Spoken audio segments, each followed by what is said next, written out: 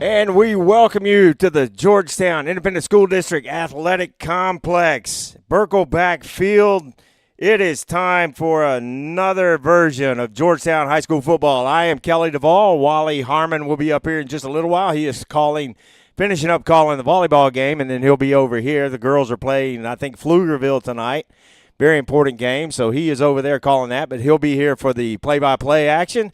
And I'm joined in the booth with Holden Tuma, our statistician, and also an analyst up here for us. Holden, this is a huge ball game, the biggest game of the season by far to this point. And now district alignments out. Georgetown, Lake Belton, and Cedar Park all share the first place spot with one loss each. Tonight, one of these teams is going to have a second loss in district, and not much hope of a district title. So very, very important ball game. What are your thoughts about tonight's game, Holden? It's not every day that you get to see a 7-1 and 6-2 team face off, especially in this district where you've got a lot of competitive teams, but so far throughout, look, we've been talking about this all season, it's kind of a meat grinder. Some of the teams start off hot, they kind of wind down. These three teams, Cedar Park, who we got today, Lake Belton, and the Georgetown Eagles have all been fairly consistent in their level of play throughout the year. And now we've got two of probably the hottest teams in district. Lake Belton just coming off a big win over, I believe, Leander, I think it was, last week. And then Georgetown obviously riding high, multiple win streaks. But they're coming to clash tonight in Birkelbach. It's going to be a big-time game. Georgetown comes into tonight's game 7-1 on the season, 4-1 in district. Last week beat Glenn 66-37, and we will talk more about that in just a little bit. Lake Belton comes in 6-2 on the season, 4-1 in district. Last week they beat Cedar Park 28-21, and next week they will face Chaparral High School from Killeen. So if they can win tonight, they've got a pretty good shot at wrapping up the district next week. Cedar Park is also 5-2 on the season. They come in 4-1 in district play. They lost to Lake Belton last week, and they have us next week. So they're at the top of the standings. The remainder of the district is Rouse is at 3-2. Leander Lions are at 3-2, so they're fighting for that fourth playoff spot. The Eastview Patriots are 2-3, and relatively probably after tonight going to be eliminated from playoff contention. The Chaparral Bobcats are 0-5 in district, as are the Glen Grizzlies, and those two teams are at the bottom of the district. Holden, this Lake Belton team is a new foe for Georgetown. They have had some high-powered offense, and their offense is going to look a lot like the Georgetown offense is going to look tonight. They have a long game. They throw over the top a lot, according to Coach Griffin, and they've got a good solid run game. So tonight it's going to be really important for Georgetown, especially on the defensive side of the ball, to take care of their assignments. Yeah, like you said, this is a very similar structured offense to Georgetown. They love to run the ball. They've got two runners, about 80 yards plus a game. Zyron Dupree, a freshman, number 38. Going to hear his name a lot. He's at 103 yards a game. They've also got Takoa Martin, number 21, 80 yards a game. So they're going to like to run the ball, and that makes sense in this big-time matchup against the Georgetown Eagles' high-powered offense. You want to slow the game down, keep possessions away from them, and not let them get up to the 40 points, the 50 points a game like Georgetown's been averaging throughout the course of this season. Countdown to Kickoff is brought to you by River and Ranch Provisions here in Georgetown, and we are excited to have them as our pregame sponsor this year. The challenge tonight for Lake Belton is going to be trying to stop this high-powered Georgetown offense. Last week, of course, if we weren't talking so much about Jet Walker's game last week, we would be raving about Xavier Warren and the game that he had, because he had an amazing game. Let's start with the wide receivers first for Georgetown. Xavier Warren, junior receiver, who's having a remarkable year. We've really got two good receivers. Xavier Warren's got 27 catches, 530 yards, 8 touchdowns on the season, and his partner in crime, Davin Sedgwick, on the other side, 26 catches, 525, and 9 touchdowns. So very similar stats, very similar usage rates, and we're going to see that again tonight, because you always want to make the defense guess who's going to get the ball. It's a luxury to have these weapons, and since they split the ball so evenly amongst them, The defense cannot key on one specific guy because you can't take away Sedgwick without leaving Xavier Warren possibly one-on-one. You can't take away Warren without leaving Sedgwick one-on-one, and vice versa. And it goes throughout even the slot receivers who can make impact plays. And throwing to them this year has been the sophomore starting quarterback, Caleb McDougal. I talked with Coach about this at the coaches show on Wednesday. There were some eyebrows raised whenever the sophomore in a room full of 5 quarterbacks with 3 seniors, a junior, and a sophomore, when the sophomore gets the nod. But it was obviously the right call for Coach Griffin to pick Caleb McDougal, number 12, as the starter. He's done a phenomenal job of running this offense and really taking care of the football. I compared him last week to Brock Purdy of the 49ers. He's kind of the young guy, the last guy drafted. No one really expected a lot of him, and then he ends up winning the job and immediately proves he belongs there. He's got 23 touchdowns, 2 interceptions, 1,450 yards, averaging 180 a game. But like that touchdown to interception ratio is what I want to focus on. This is a young kid playing varsity football for the first time. 23 touchdowns, 2 interceptions. I don't think you can ask much more from a first-time sophomore starting quarterback. He's done an excellent job managing the offense. They don't ask him to play hero ball because he has such weapons on the outside, and especially behind him in the running back room, which we're going to talk a lot about today. Yes, we are. And as a matter of fact, that's the perfect segue to it. There are 3 pretty good running backs in this running back room for Georgetown, and the 2 other running backs could probably handle the load, but there's Jet Walker, the junior running back, 6'2", 215, 220 pounds, and this guy is having a season to remember. Yeah, I wish that I had access to like the record books just to kind of gauge where he's at on the all-time lists, because this season has been out of this world. Obviously coming off of his biggest game of the year, 404 yards against Glenn, 5 touchdowns. He's got 1,530 on the season, 22 scores, averaging 12.3 a carry, which is an absurd number. And we're going to hear his name a lot because essentially for every team Georgetown plays the rest of the way, the number one task is, can they stop Jet Walker? Because if the answer is no, they're going to lose the game. It's just that simple. 100%, and all of it starts with the big guys up front. Sam Lopez, Noah Faltasek, Ryan Castilleja, Brant Hargrove, and Caden Shearer have done a remarkable job this year. They're not only big, but they're athletic. They're able to open holes in the run game, give Caleb protection in the pass game. This offensive line has been outstanding this year. We've talked about it a couple times in the season. These guys look so much bigger than what we're used to out of Georgetown. Historically, Georgetown the last couple of years has been kind of a finesse team, beat you with speed on the outside, some deep shots. This year, they can really be a ground and pound unit. We've seen that. But something that I also want to shout out, the continuity. I don't think we've had too many injuries, so this offensive line is getting all these reps together. They're building cohesiveness. They're building cohesion, building rapport, and then they're building that connection up front, and that's creating essentially a 5-man wall that's just pushing everybody out of the way. On the sidelines tonight, we got actually a little duty assignment swap. They decided they were going to swap tonight, so we got Jory Erickson on the microphone down there on the field. Jory, what is it like down there? What's the atmosphere like before this ball game?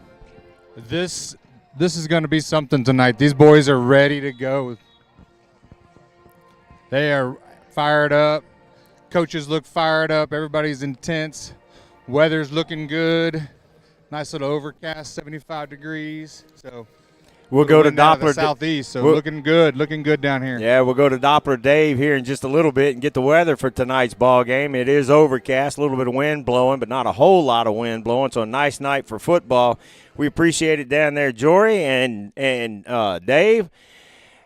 The defense for Georgetown. There have been some points put on the board against this defense, but a lot of those points have come late in blowout wins. And if you average out what this defense has done, they too have had a pretty remarkable season. One of my favorite statistics about this Georgetown Eagles team is the first half-point differential that they're currently operating with. So far in the first quarter, they're outscoring opponents 153-24. In the second quarter, 127-36. So like you said, a lot of these second halves are essentially garbage time, where Georgetown's got 30-point leads, and they're playing prevent defense, don't let them score quick, and then eventually they will go down the field in slow chunks and put up those late points, which we're seeing have kind of tanked Georgetown defense's statistical profile. But overall, this is a fast defense. They're aggressive. They'll get after you, especially if you're a quarterback.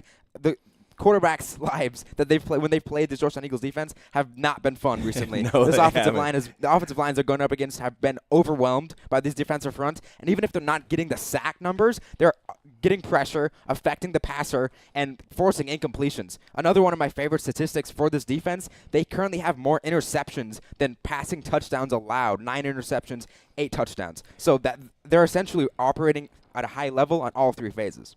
And that's basically what Coach Griffin talked about. I got to visit with Coach Griffin a little earlier in the week, and he talked about not only the game last week, very successful game, Jet Walker's performance and the performance of the offense and defense, but also talked about what we can expect tonight. And here's what Coach Griffin had to say in the interview. Welcome to Countdown to Kickoff, brought to you by River and Ranch Provisions. Head coach Chuck Griffin. Coach, thanks for joining us. You got it, Kelly. Glad to be here, man. Glad to have this conversation. Great ball game this past Friday night against a tough Glen team that played very physical. Give us your overall thoughts over the ball game. I'm just proud of our kids, their effort, and how well they played. We prepped them for that game, knowing it was going to be a hard physical football game, and man, our defense played really well. By far their toughest game of the year, just scheme wise, what they faced. And then, playing it there on the field for a good 70-something plays, which we haven't been much this year. We haven't been in those kind of shootouts, So offensively, we didn't run many because we had a lot of one-play drives. I was telling our defensive coaches, man, sorry. We trying to give them a break and run the football, and we score, But, man, there's special team things we got to fix. We made some mistakes there that hurt us in a crucial game, but overall, just proud of our kids and their effort and what they're able to do. Yeah, everybody, us included, we look at the offensive performance, and that's the big topic of conversation. But you alluded to it just a couple of minutes ago. That defense played lights out. I think they scored 14, 17 points on short field. Yeah. I mean, yes, they did. Two there. We had a big special teams mistake when they had a big return, and then we had a turnover. It gave them the ball up close on special teams, and so 14 of those points were from special teams. So, just proud of our defense. I think they held them to 2.8 yards per carry on the night.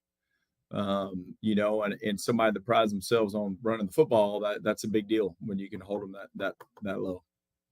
Well, and we saw they basically had to get out of their game plan in the second half, and they threw more than I think anybody was anticipating. One of their drives, I don't think they ran a single running play. Yeah, they did. I mean, they've been throwing the ball about 10 plays a game, which is a little high. Like when you think about Liberty Hill, there's a couple of different versions of the slot T, a little slightly different, and they're slightly different, and running the ball, throwing the ball a little bit more, and they gave us some trouble, man. They had a little RPO deal, and they gave us some fits there. If the quarterback was getting out and he had the option to run it or throw a couple of different routes, and that was tough on us. We had not seen that yet, and our kids did good handling the adjustment and doing well. In a situation like that where you're expecting 90% of their plays to be run plays, do you kind of sell out to stop the run and occasionally give up? I mean, essentially, yeah. I mean, you're preparing for that, but you've always got to talk about it. We know they're going to throw the ball some, so we had prepped that too, and had corners on the field still, which helped. And then we had a couple of injuries that made us rearrange personnel a few times too during the game. But overall, our kids just did an outstanding job. It starts with that defensive front. The quarterback just could not get comfortable. And they blew up a lot of the plays before they ever got started. Talk about that defensive front. Yeah, our defensive line played phenomenal.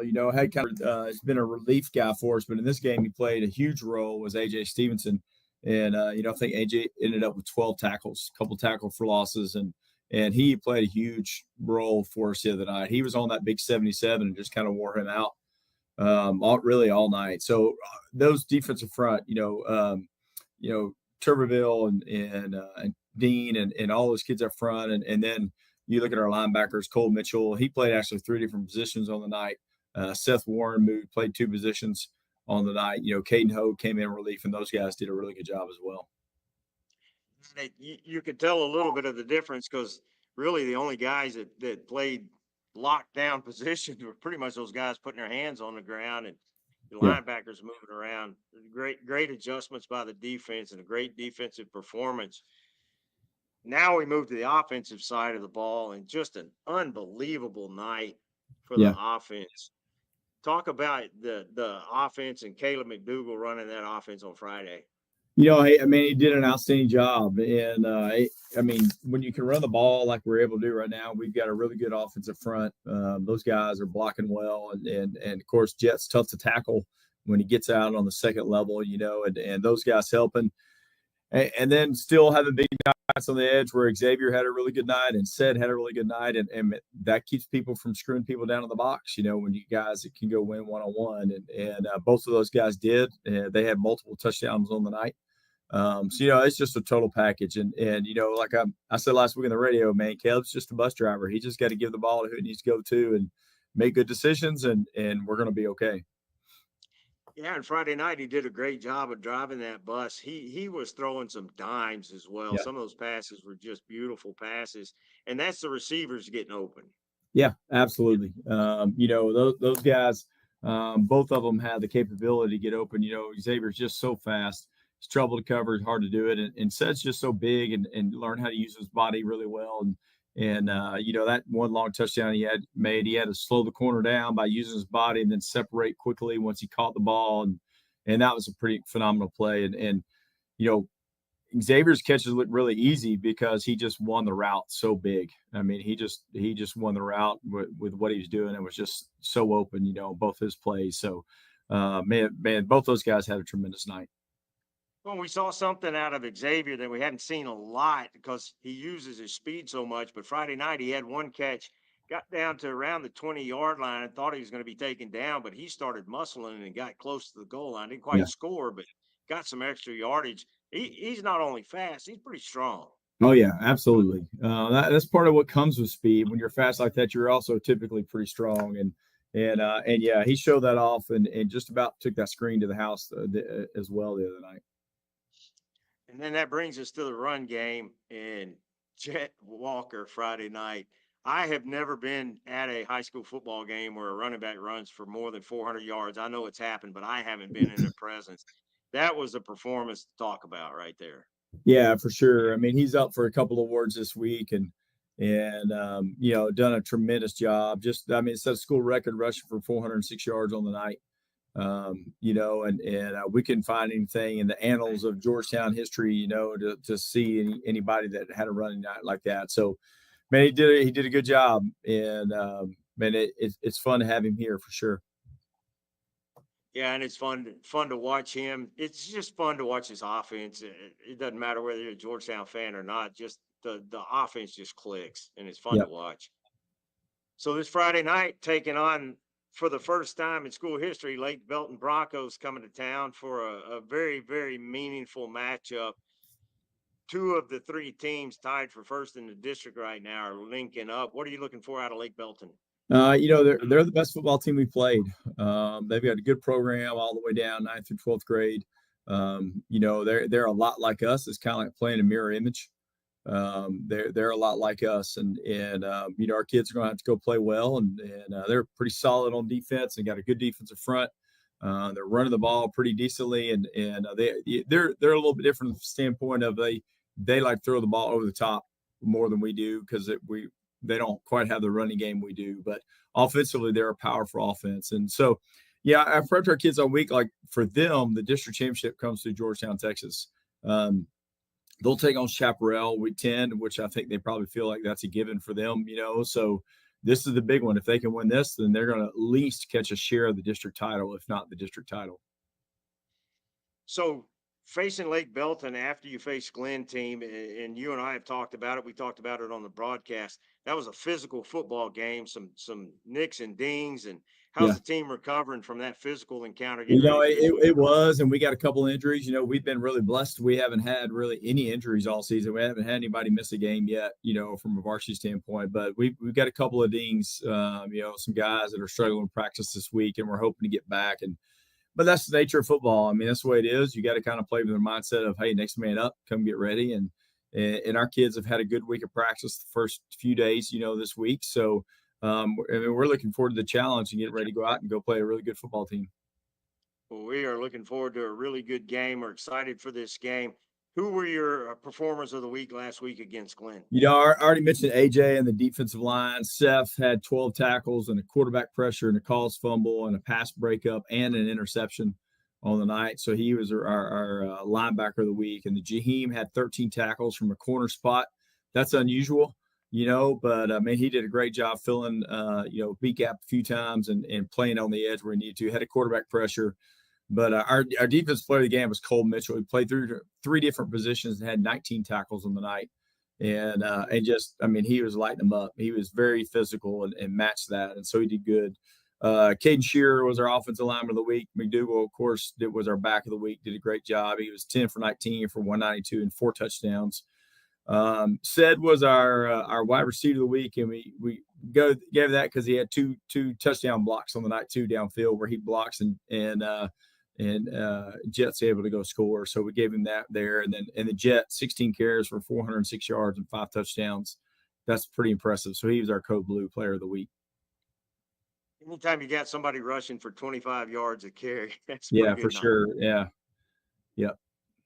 Well, Coach, as always, we greatly appreciate your time and wish you the best of luck this coming Friday against Lake Thanks, Belton. Kelly. Appreciate you, man. Thank you, guys. Folks, that's head coach Chuck Griffin. The countdown to kickoff brought to you by River and Ranch Provisions continues right after this. Stick with us.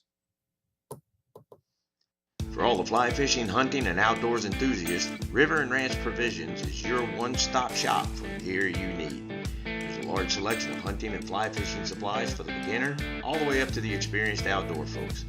Cody, Brad, Sam, and Tim have put together a high-end outdoor outfitter with high-quality supplies and services to make everyone feel welcome and important, regardless of your experience level. Come see what there is to offer at 807 South Austin Avenue in Georgetown, or check out the website at www.rrpgtx.com.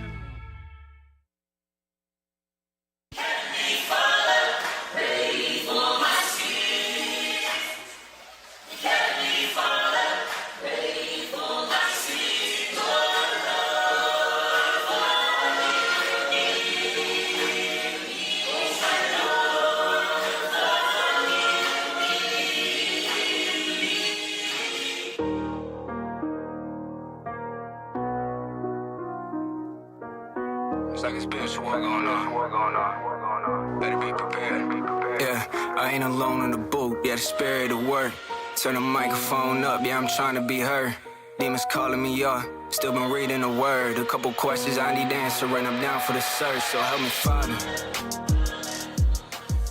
Tyler Griffin bringing us back on the songs, and we are going to have an interview with Tyler at halftime. Coach was talking about Jet Walker. I almost said Clay Walker. Jet Walker's performance last week, and that performance by Jet Walker earned him the Built Ford Tough Player of the Week. And what a tremendous honor for Jet to receive that as one of the best players in the state. There was also he was a part of the Built Ford Tough Player of the Week show, and here is the interview that Coach Griffin and Jet had because of his being the recipient of the Player of the Week award. Up next, our Class 5A Built Ford Tough Player of the Week, Jet Walker, the junior running back out of Georgetown, who in a win at Leander Glen set the school's single-game rushing record, running for 404 on just 16 carries, Teb. If you do the math, that's a little over 25 yards a touch while scoring 5 touchdowns. I mean, you talk about bang for your buck. So I'm going to be honest. When the committee sent us this week's award winners and I saw Jet Walker's stat line, I was like, well, that's embarrassing. They made a mistake. What an embarrassing typo. And then you look and you're like, no, he really did average more than 25 yards a carry. That's outrageous performance from Jet Walker, who has been at the tip of the spear in one of the most explosive offenses in all of Class 5A. And a guy who has that breakaway speed. Glenn had absolutely no answer for him throughout the course of the game. And what is impressive to me is he's just a junior, right? He's getting bigger and better and stronger throughout the course of the year. And what I'm interested in seeing is what that next step is for him. Because right now, this Georgetown team, they are powered by jet fuel, and this guy has been absolutely terrific. Thank you. When I read it, I also wrote that joke down as soon as I see what you did there. You are on one today, my friend. So is he with an explosive playmaking ability. I, of course, asked Jet and Coach Chuck Griffin about that moments ago. Well, Jet, first and foremost, congrats on setting the single game rushing record last week. To think you did it on just 16 carries. So that's a little over 25 yards a touch, which is insane. I'm curious to know, just from your standpoint, how were you able to be so successful and so efficient last week? Those dudes up front, I mean, half the job was them just making those holes, and all I had to do is run through them and break a tackle or two. Those hog mollies, man. I'm glad you're finally giving them the credit that they deserve, because yeah, Coach, from your vantage point, what was that like getting to watch that sort of historic performance, and what do you think also kind of contributed to that sort of success? Well, I think he's right. His offensive line, it's a team effort. Defense getting the ball back. Our receivers outside, but really, Jet's just a talented player, a talented young man. He's got great speed, and man, when those guys up front can get him on the second level, he's got a chance to go score. It was pretty impressive to watch on the night. I believe 4 of those were single drive plays. We handed the ball off, and he scored. And it was pretty tough on our defense. They get us the ball back, and we'd score one play, and they have to go back on the field. And it happened 6 times on the night total, but 4 of them were because of Jet. Well, I know, Jed, it's a large reason why you were named the Built for Tough Player of the Week. Both it's your excellence on and off the field, but that on the field performance was just spectacular. I'm curious to know how you learned the news that of all the 5A players, you were chosen as the guy this week and what that meant to you. I actually had Coach Griffin text me. I was kind of just like, I texted him the day before. I was like, I had a good game. I hope I can, win this award. And then the next day 2 days after, he texted me that I won the award. You're an easy young man to celebrate, Jet. That's for certain. We congratulate you again, and thank you so much for making time for us today. Yeah. And wish you guys the best of luck moving forward this season.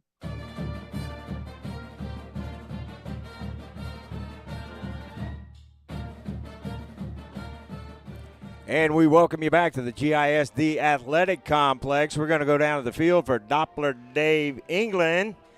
Dave, Kelly, what's the weather going?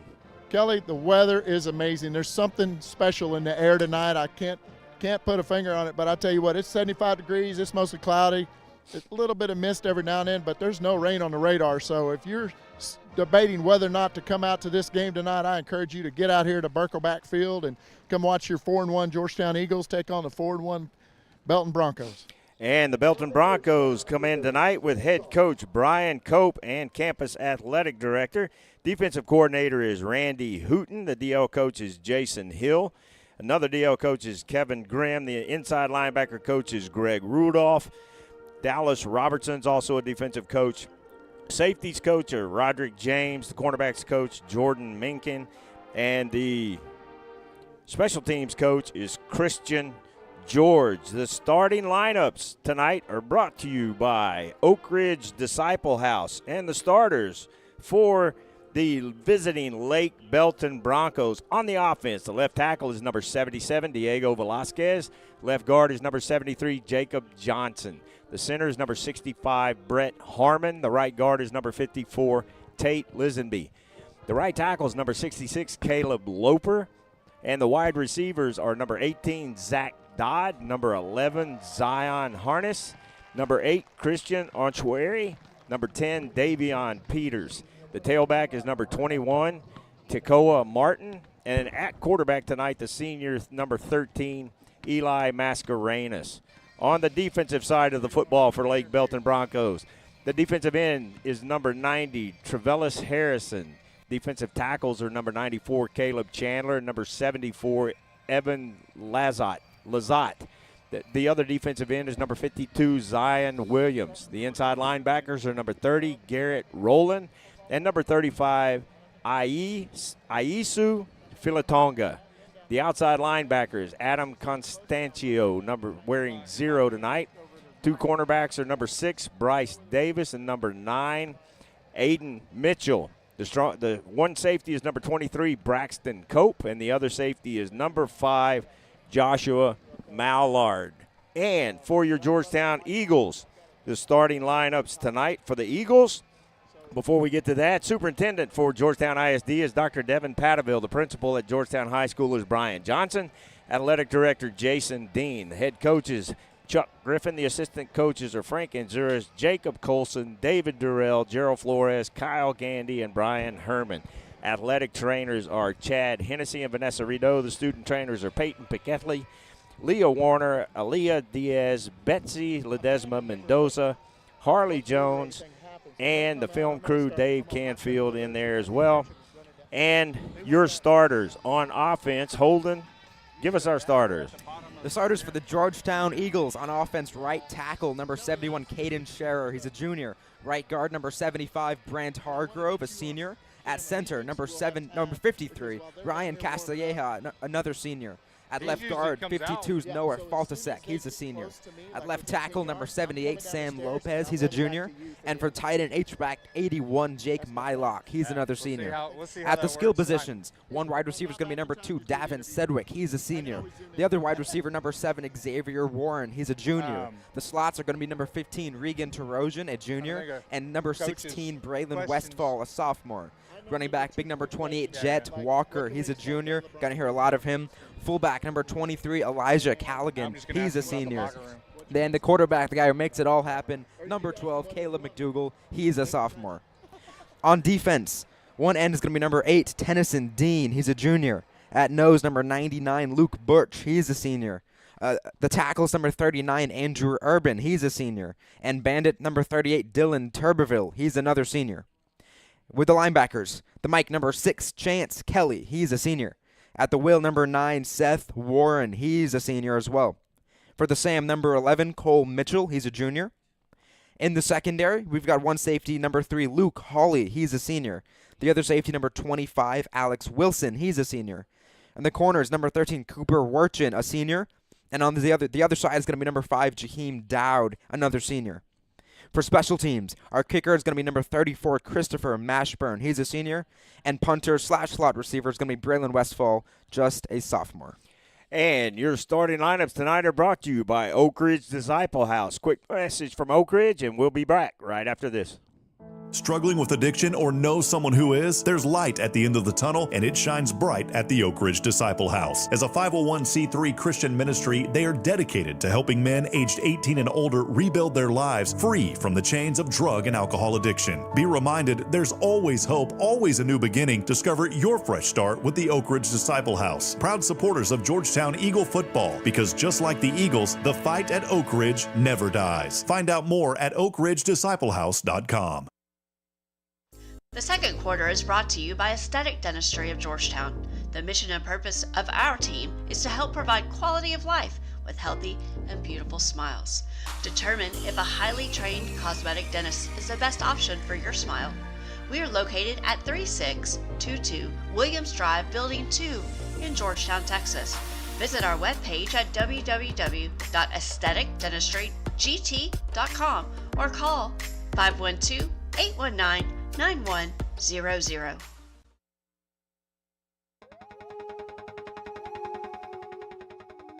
Back live here. Let's go sideline to Coach. Hey, Griffin. Coach. Coach, we got a big game tonight.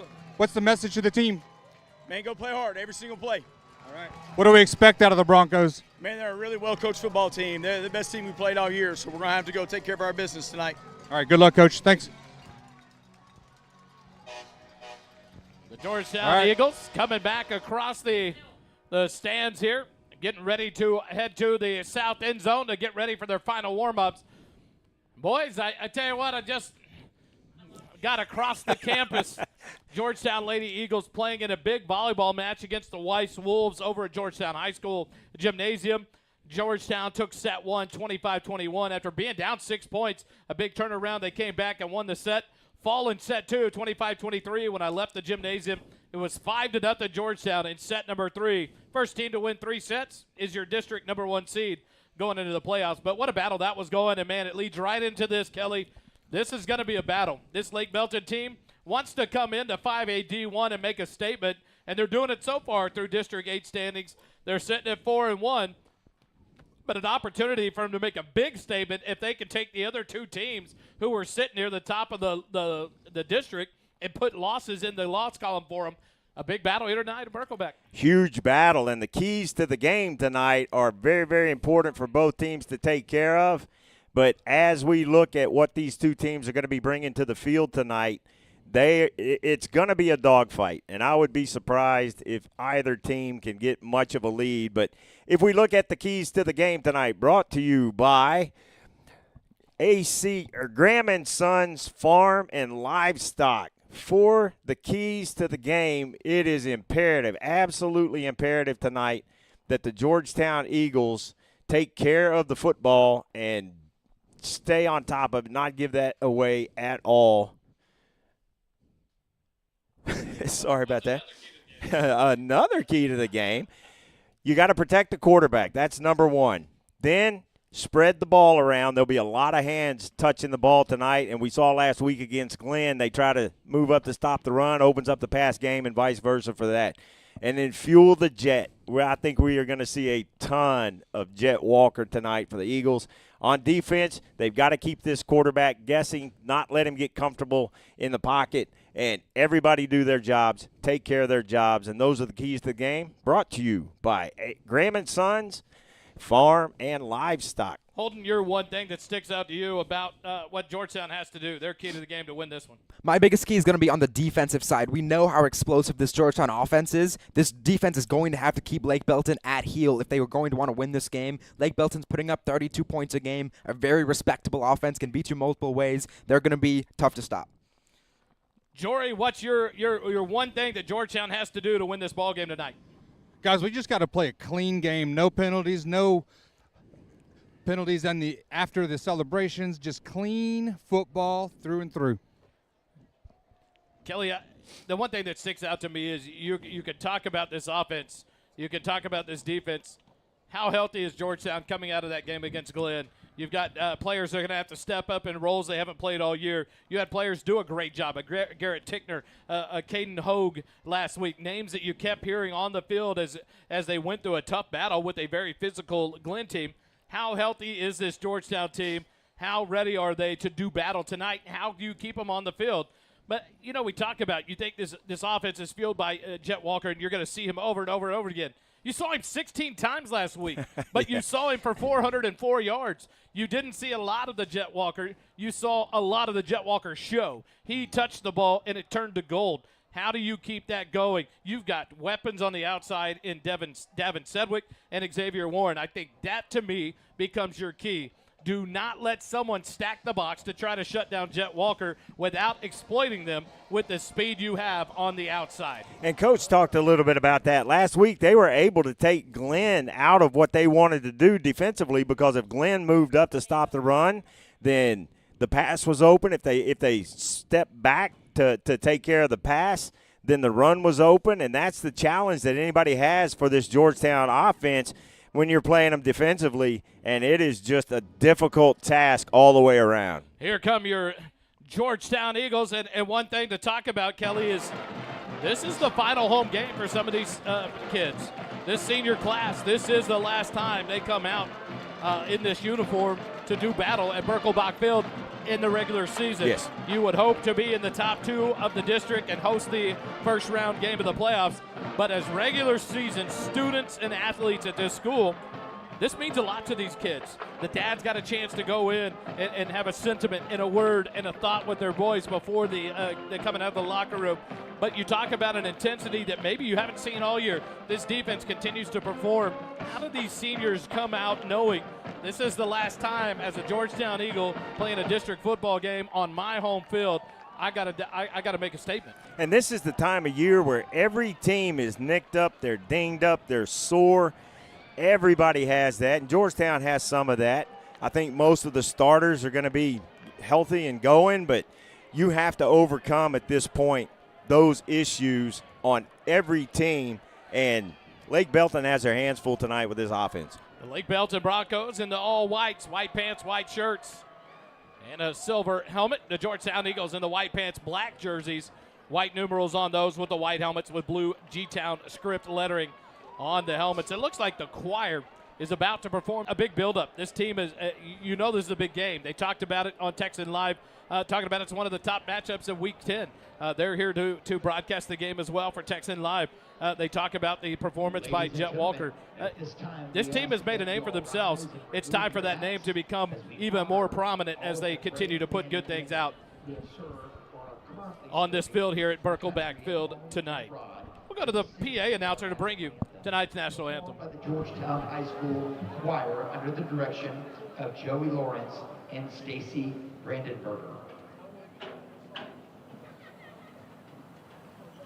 Oh, say, can you see by the Lord's living lights, what so proudly we hail at the twilight's last gleaming, whose the stripes and bright stars through the perilous night, for the reverence he was, crystal gallantly streaming, and the rockets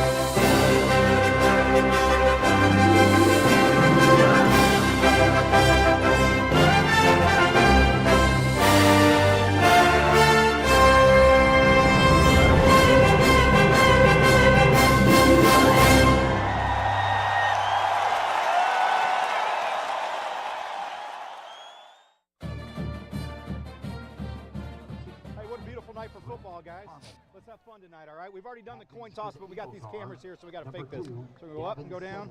Oh, almost hit the dot. All right, you guys won the toss and took the football. You guys are going to receive down on this end, all right? Sorry, you guys are going to receive. You're going to kick from that end. So Georgetown, come to this side. Georgetown has won the toss, has elected to receive. Gentlemen, let's have a great game tonight. The captains for the Lake Belton Broncos, number 13, Eli Mascarenas, number 35, Asia Philatonga, and number 65 is Brett Harmon.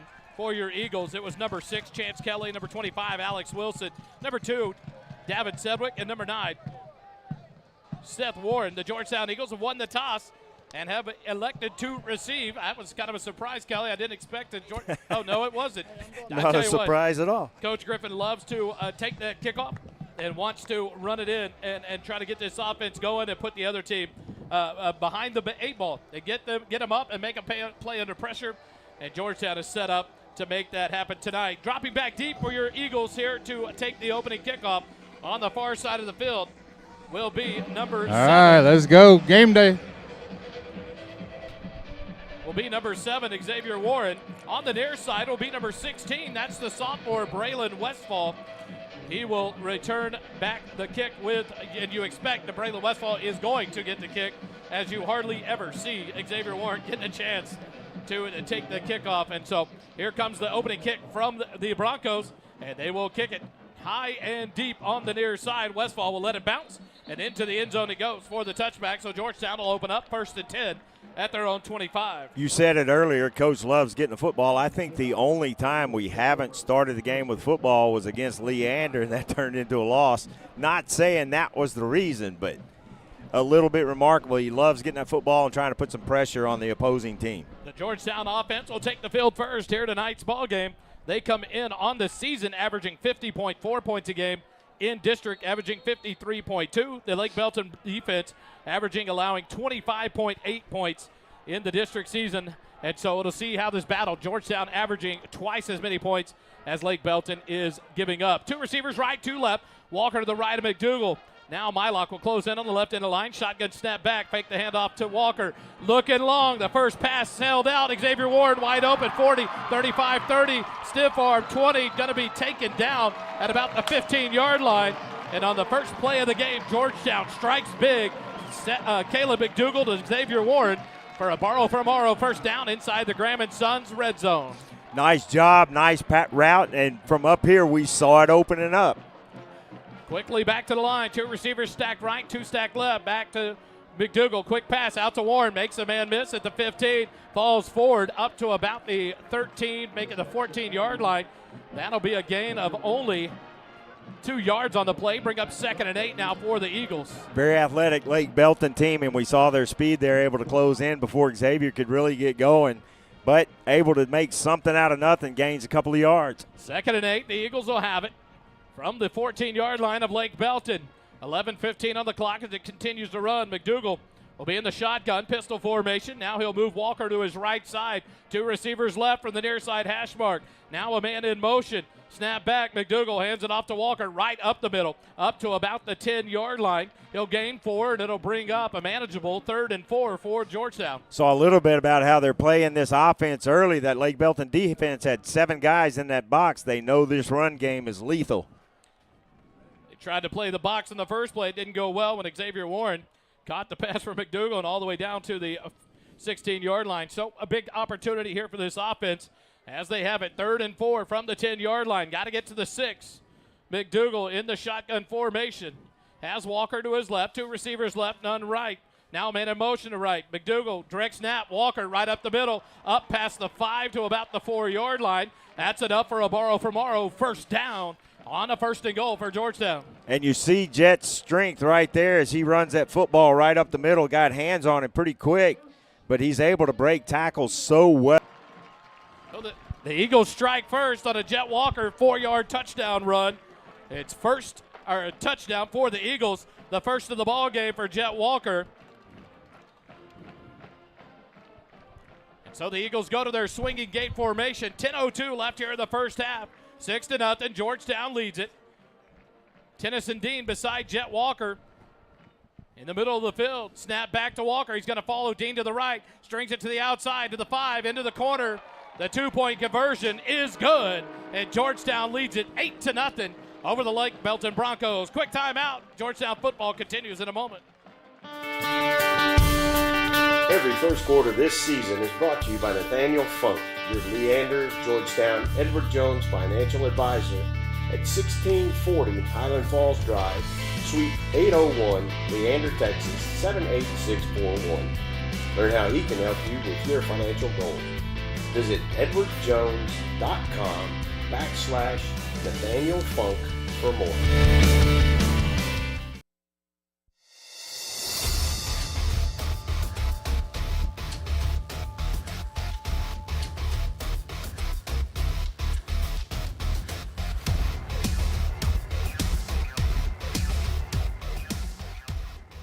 Georgetown puts a first drive touchdown on the board again this season. Holden, talk to us about this drive summary. Last drive, 5 plays, 75 yards, took a minute 58, and that's Jet Walker's 24th touchdown of the season. 23 on the ground, 1 in the air. And there's 3 ways to really use any skill guy: receiving, running, and as a decoy. And we saw the decoy element in that first big-time play, a play action, draw everybody in, and then take the deep shot to your speedster. Back deep for the Broncos, drops number 10, Davin Peters, and number 18. The kick will come near side to number 18, Zach Dodd. He'll field it up past the 20, middle of the field, cuts back 25, has a lane, and then tripped up. Nice tackle from behind there for Georgetown to save that from a bigger return. But Lake Belton has good field position. They'll open up 1st and 10 from about their own 31-yard line. Pretty good starting position, and this is the start that Coach Griffin likes to have, getting that ball first and now immediately putting pressure on Lake Belton to answer that. The quarterback, Eli Mascarenas for the Broncos, number 13. He'll have 2 receivers right, 1 left. In the backfield to the left of Mascarenas, or to the right of Mascarenas, is number 21, Takoa Martin. He'll hand it off to Martin right up the middle, past the 35 to about the 36-yard line. That'll be a gain of 5, bring up 2nd and 5 now for the Broncos. This is the biggest, most talented offensive line Georgetown's defense is going to face probably all year. They've got some beef feeders on that offensive line, so they're going to have the Georgetown defense is going to have their work cut out for them trying to control that point of attack. 2 receivers left, 1 right. Martin to the left of Mascarenas. Turn, hands it off. Mascarenas to the right side. Strings it outside. Seth Warren gets his hands on him. A flag comes down to the backfield. It'll be enough for a first down, but that, I believe, is going to be a hold on the defense, on the offense. So that run will be negated for Martin, and that'll back the Broncos up, making a long 2nd down.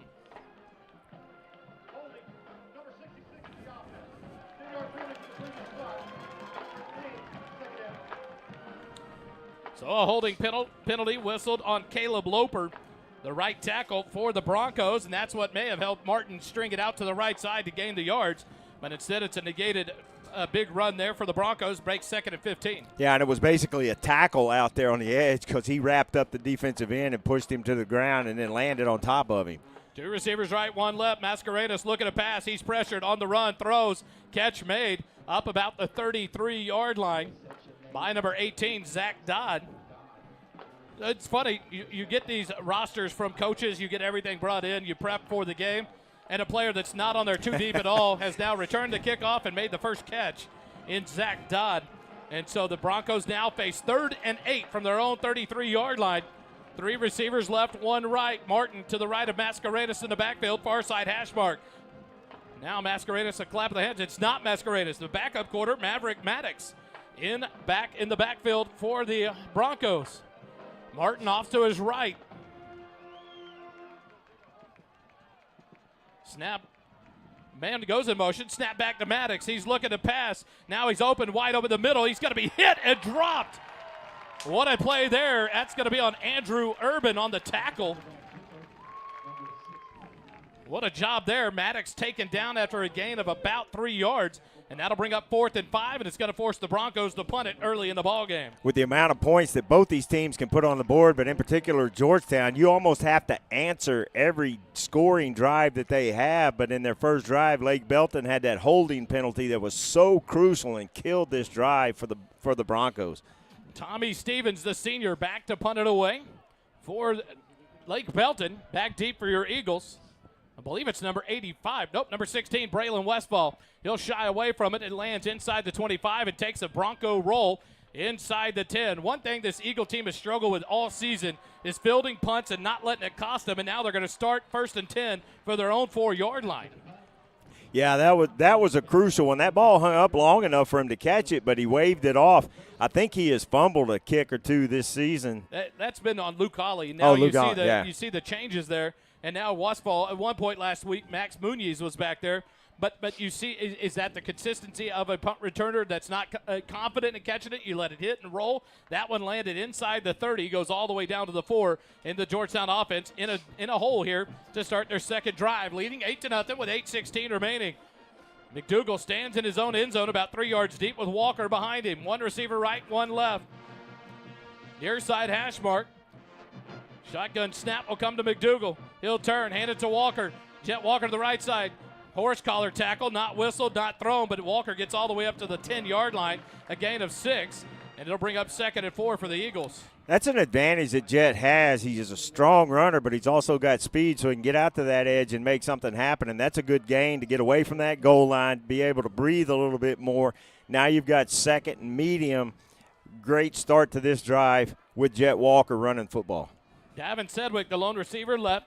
Xavier Warren, wide right. Walker to the left of McDougal. Near side hash mark on 2nd and 4. Snap back. McDougal hands it off. Nope, throws it out. Warren at the 18. Spins 20, 25-yard line. It's a borrow for Morrow first down. But now a penalty comes out, and I may be roughing the passer. Yeah, McDougal got decked when he threw that ball high. I imagine that's going to be 15 more added onto this one.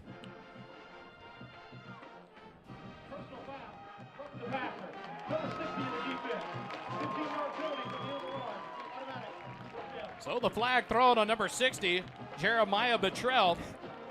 And that is a big penalty there. The Eagles had 1st and 10 at their own 25, Kelly, but now all the way out to their 40. 2 big plays, and it's a 1st and 10 at your 40. Well, and that penalty gets those 15 yards back from letting that ball roll. So it's a give and take, and we took those 15. And now this drive, almost to midfield already. And you're glad to see your quarterback back up off the ground after Yes, that big indeed. hit. 3 receivers left, 1 right. Walker to the left of McDougal, near side hash mark. Now Mylock will come across in motion to the right side of the line. Snap back, McDougal hands it off to Walker, right side, gets a block from Mylock outside the 40, 45, and he'll run out of bounds at about the 47-yard line. That'll be a gain of 7 and bring up 2nd and 3 now for Georgetown. That was not the 25.25 yards per carry that he had last week, but that's effective running, and he knew step out of bounds, live to fight another day, not take any unnecessary punishment, because there were too many guys between him and the goal line. If it's just that corner out there, he's putting that shoulder down, and he's headed for the end zone. 7.5 minutes remaining. Georgetown has it. 2nd and 4 from their 47. 2 receivers right, 2 left. Now Walker empties out to the left. McDougal, quick pass out to Warren. Right flat, makes the catch, and now he's stopped at it right about midfield and thrown down. But a flag came in from the referee from behind the plate pretty quick. So we'll see what it is. It may be illegal motion. That penalty flag came before McDougal even got the ball out of his hand to throw, and he threw immediately. So a surprise there. But a big hold there on 2nd and 3 instead of a first down right at midfield. It's going to back it up. Meet 2nd and 13 now for Georgetown, all the way back to their 37-yard line. Georgetown's a little farther up the field when they got this holding penalty, but on Lake Belton's they had a very similar situation like that and brought it back on 2nd down with a hold as well. I think they wound up 2nd and 13, but now Georgetown's 2nd and 13, 2nd 12, 2nd 13. Same thing. Those penalties just kill drives. 3 receivers left. Now 2 men in the backfield on either side of McDougal, near side hash mark. Westfall empties out.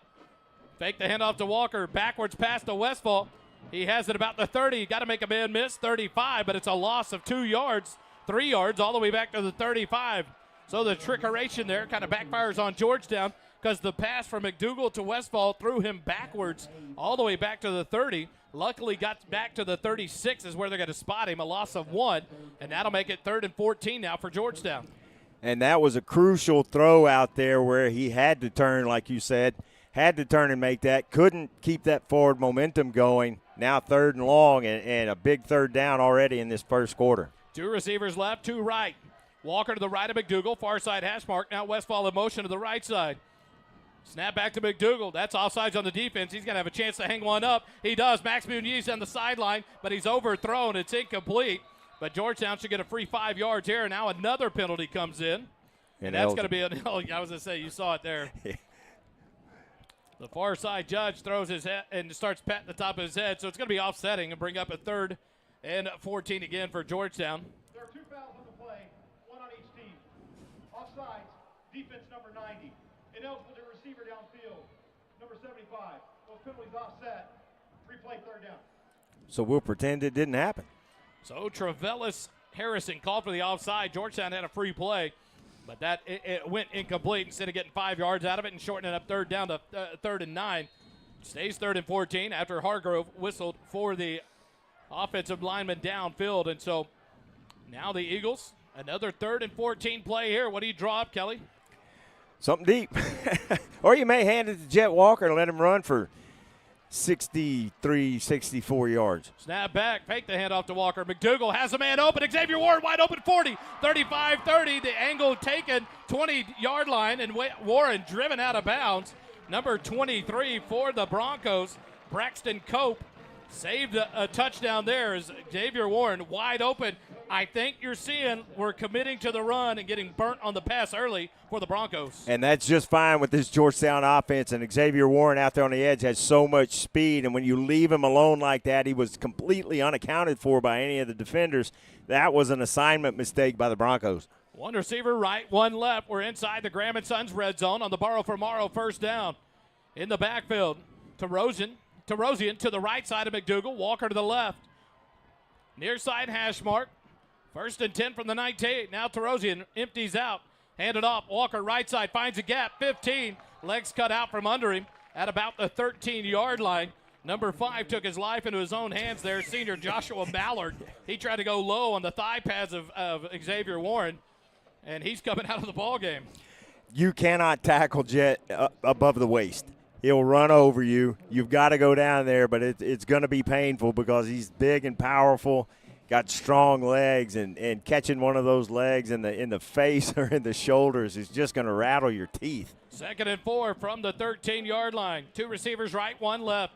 Now Terosian in motion to the left. Snap back to McDougal, handed off. Walker, he'll take patiently outside the numbers.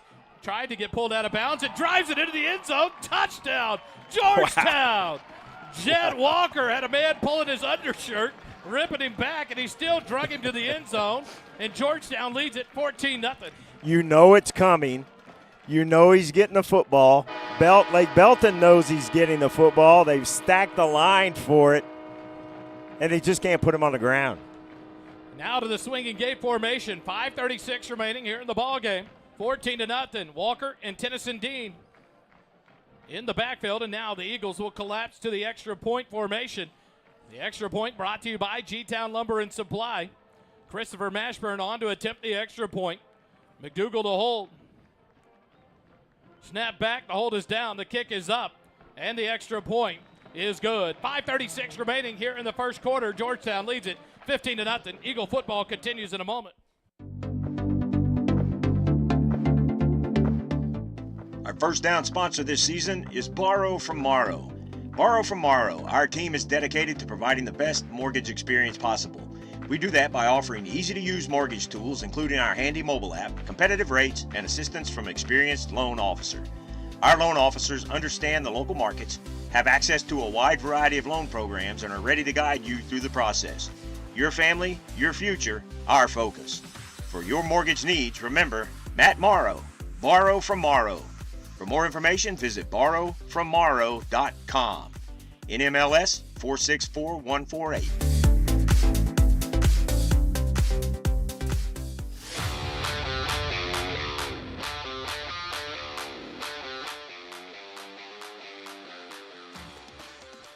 Back here live, Birkelbach Field in the JCT Memorial Broadcast booth. Holden, drive summary.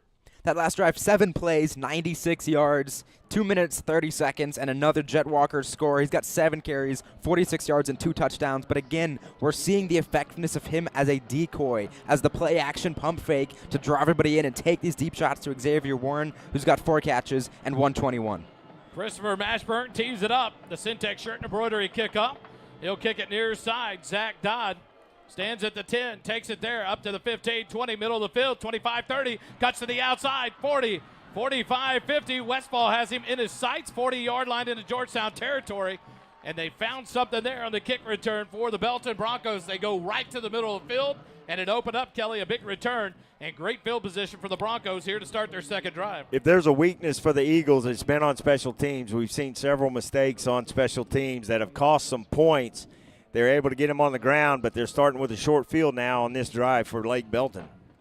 And special teams is a crucial aspect of this game. There's been multiple instances of NFL teams in the playoffs, number 1 offense, number 1 defense, and the dead last special teams costing them games. Mascarenas, the quarterback, in the backfield with Martin off to his left side. 1 receiver right, 2 left, far side hash mark. They mark him down at the 38-yard line of Georgetown. A man in motion to the right side is Davian Peters, handed off to Peters. He came back in the backfield, and he takes it forward up past the 35 to about the 33-yard line. That'll be a gain of 6 and bring up 2nd and 4. Well, this is the point where Lake Belton, they can stay in their offense. They're down a couple of scores, but they don't have to panic. Needless to say, it's the first quarter. They can stay in that offense, but Georgetown, again, one of the keys to the game that we talked about, the defense has to take care of their assignments. 2 receivers right, 1 left. 2nd and 5 from the 33-yard line. A man in motion near side. Mascarenas will take the snap. Hands it off to Martin. Comes left side. Cuts back. Runs into a wall, and he'll be dropped. They'll give him 1 yard up to the 32, and that'll bring up 3rd and 4 now for the Broncos. That big offensive line able to move some people, but the linebackers were able to shoot those gaps and shut that run down for a really short gain.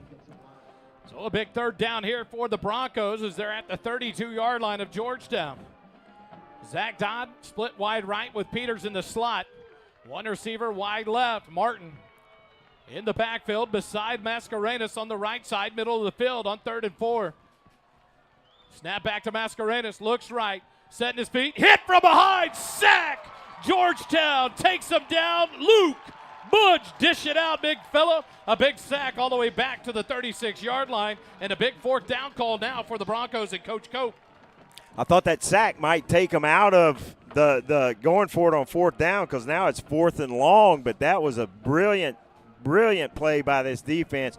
No place for him to throw the football, and that was a sack, a coverage sack right there. Great play there by the Georgetown defense, and now it's 4th and 8 from the 36 of Georgetown. They've got to get to the 28-yard line for a first. 2 receivers right, 1 left. Middle of the field, Mascarenas has Martin to his right. Snap back, Mascarenas looking to pass, steps up into the pocket, slings it out, batted out of bounds. What a play there. Cooper works it, knocks the pass free, out of bounds. It's incomplete. Turnover on downs. Georgetown gets the ball back. Sorry, I almost – nice job by this defense of getting the Lake Belton offense off the field. This defense got tired last week, and Coach talked about it not only in the pregame interview but the coaching show as well. Got off the field pretty quick there. Jory, it seems like this defense is at a different pace tonight. They are all over the field. Nothing easy for the Broncos so far. No, what I see is a lot of adrenaline out here. These boys are tired still from last week, and we got some guys that are close to injury, but they are pushing through, and they got one mission. Georgetown offense got the ball back. The defense doing their job. Snap back to McDougal. Looks left, hangs one up. Sedgwick wide open. Catch it to 30, 25, 20, 10, 5. Touchdown, Georgetown. Well, Jory, I don't think you could call it any better, but now the defense, hey, get back out there in these one-play drives. You better be ready. What an amazing, amazing throw. Not only Sedgwick's part running that route, just sprinting down the field, but Caleb McDougal just running this offense and doing a great job. Holden, what did you call him last week? The banker? Mr. Monopoly? What is it? He's dropping dimes. Mr. Monopoly, man. Yes, sir. sir. Oh, my goodness. Swinging gate. Georgetown up 21-0, 3:16 remaining on the one-play touchdown drive from McDougal to Sedgwick. You want to get it all spread out. Warren and Sedgwick both tearing it up.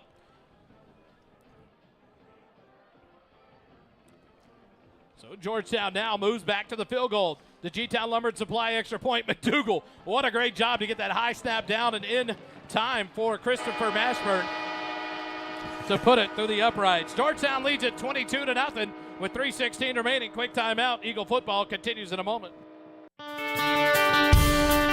Every first quarter this season is brought to you by Nathaniel Funk, your Leander, Georgetown, Edward Jones financial advisor at 1640 Highland Falls Drive, Suite 801, Leander, Texas 78641. Learn how he can help you with your financial goals. Visit edwardjones.com/Nathaniel Funk for more.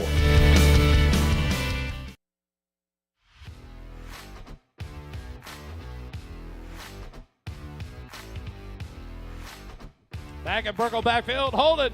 Not much of a drive summary, but give it to us. Just one play, 64 yards, and another touchdown to adding to Caleb McDougal's total and Davin Sedgwick's. And we talk a lot about Xavier Warren's speed, but Davin Sedgwick's also got some afterburners. You see it right there. Absolute dot from the QB, big-time play. And that's what we've seen with Caleb this year. He throws such an accurate pass, and like we talked about in the pregame show, good choice in bringing the sophomore starting quarterback in. And this is something that's really come along later in the year when he's gotten more of these reps and feels more comfortable putting up these deep shots. His accuracy has really improved these last couple of weeks, and we're seeing it with these one-play scores. Dear Coach Cope, from the broadcast booth, please keep 8 in the box. Kickoff near side, fielded at the 25, up to the 30, 35, right up the middle, the 40, and there's Cooper Werchin on the big tackle for the Eagles. And so the Broncos will start 1st and 10 at their own 41-yard line. But I tell you what, you got to pick your poison, and Caleb McDougal is making the Broncos pay early, Kelly, with some of these balls. And that one right there, he threw it into the stride of Sedgwick. No way you're catching him. Xavier Warren's, they were so long, but he's so fast. McDougal almost has a hard time getting it out in front of him, but throwing it so deep because he's so fast. And it's so just fun to watch as these receivers just dicing it up here early with a 22-point lead, 3:10 remaining, first quarter. 3 receivers right, 1 left. A different look here for the Broncos as they come near side. 1st and 10 for the 41. Mascarenas. Nope, Maddox. He'll throw it into the flat, and it's incomplete off the hands of the receiver, number 8, Christian Onchweri. And now a flag comes in, middle of the field, Kelly. I did not see where it came from. But the Broncos are backing up. So we'll take that one. Jory, what do you got? Mashburn down here, I think he's got a little bit of the bug from this past week. I hope he can stay healthy through this game because we're going to need a lot of field goals, I feel like. How good is Braylon Westfall at field goals? We may find out tonight. So 1st and 15 as they back up to the 36. Snap back to Maddox. He's going to be pressured out of the pocket. He's on the run at the 30, throws downfield, and it's going to be caught. Nice catch on the job by the receiver on the far side for the Broncos. That's number 10, Davion Peters. He came back to it to help out Maddox. And I think you see why Maddox is in there. A big arm there out of Maddox on the run from the 30 all the way down to the Georgetown 32. Big arm and a little mistake by the cornerback out there on the edge. Kind of let him get away. 38-yard completion, 1st and 10 for the Broncos at the Georgetown 32. 2 receivers right, 2 left, far side hash mark, snap back to Maddox. Looking to pass, scrambles to the left, going to throw, floats one up to the end zone. Alex Wilson knocks it free. Oh my goodness. That is horrible. Alex Wilson, step for step with the receiver, goes up and knocks it away at the last second at the goal line, and now a late flag comes in from the side judge on the Georgetown side of the field. Wow. Well, a free gift given to the Broncos there. I have to disagree with that one, Kelly. Alex Wilson stride for stride with the receiver. And when the pass got to the receiver, Wilson reaches up with the right hand, even away from the receiver to bat it free.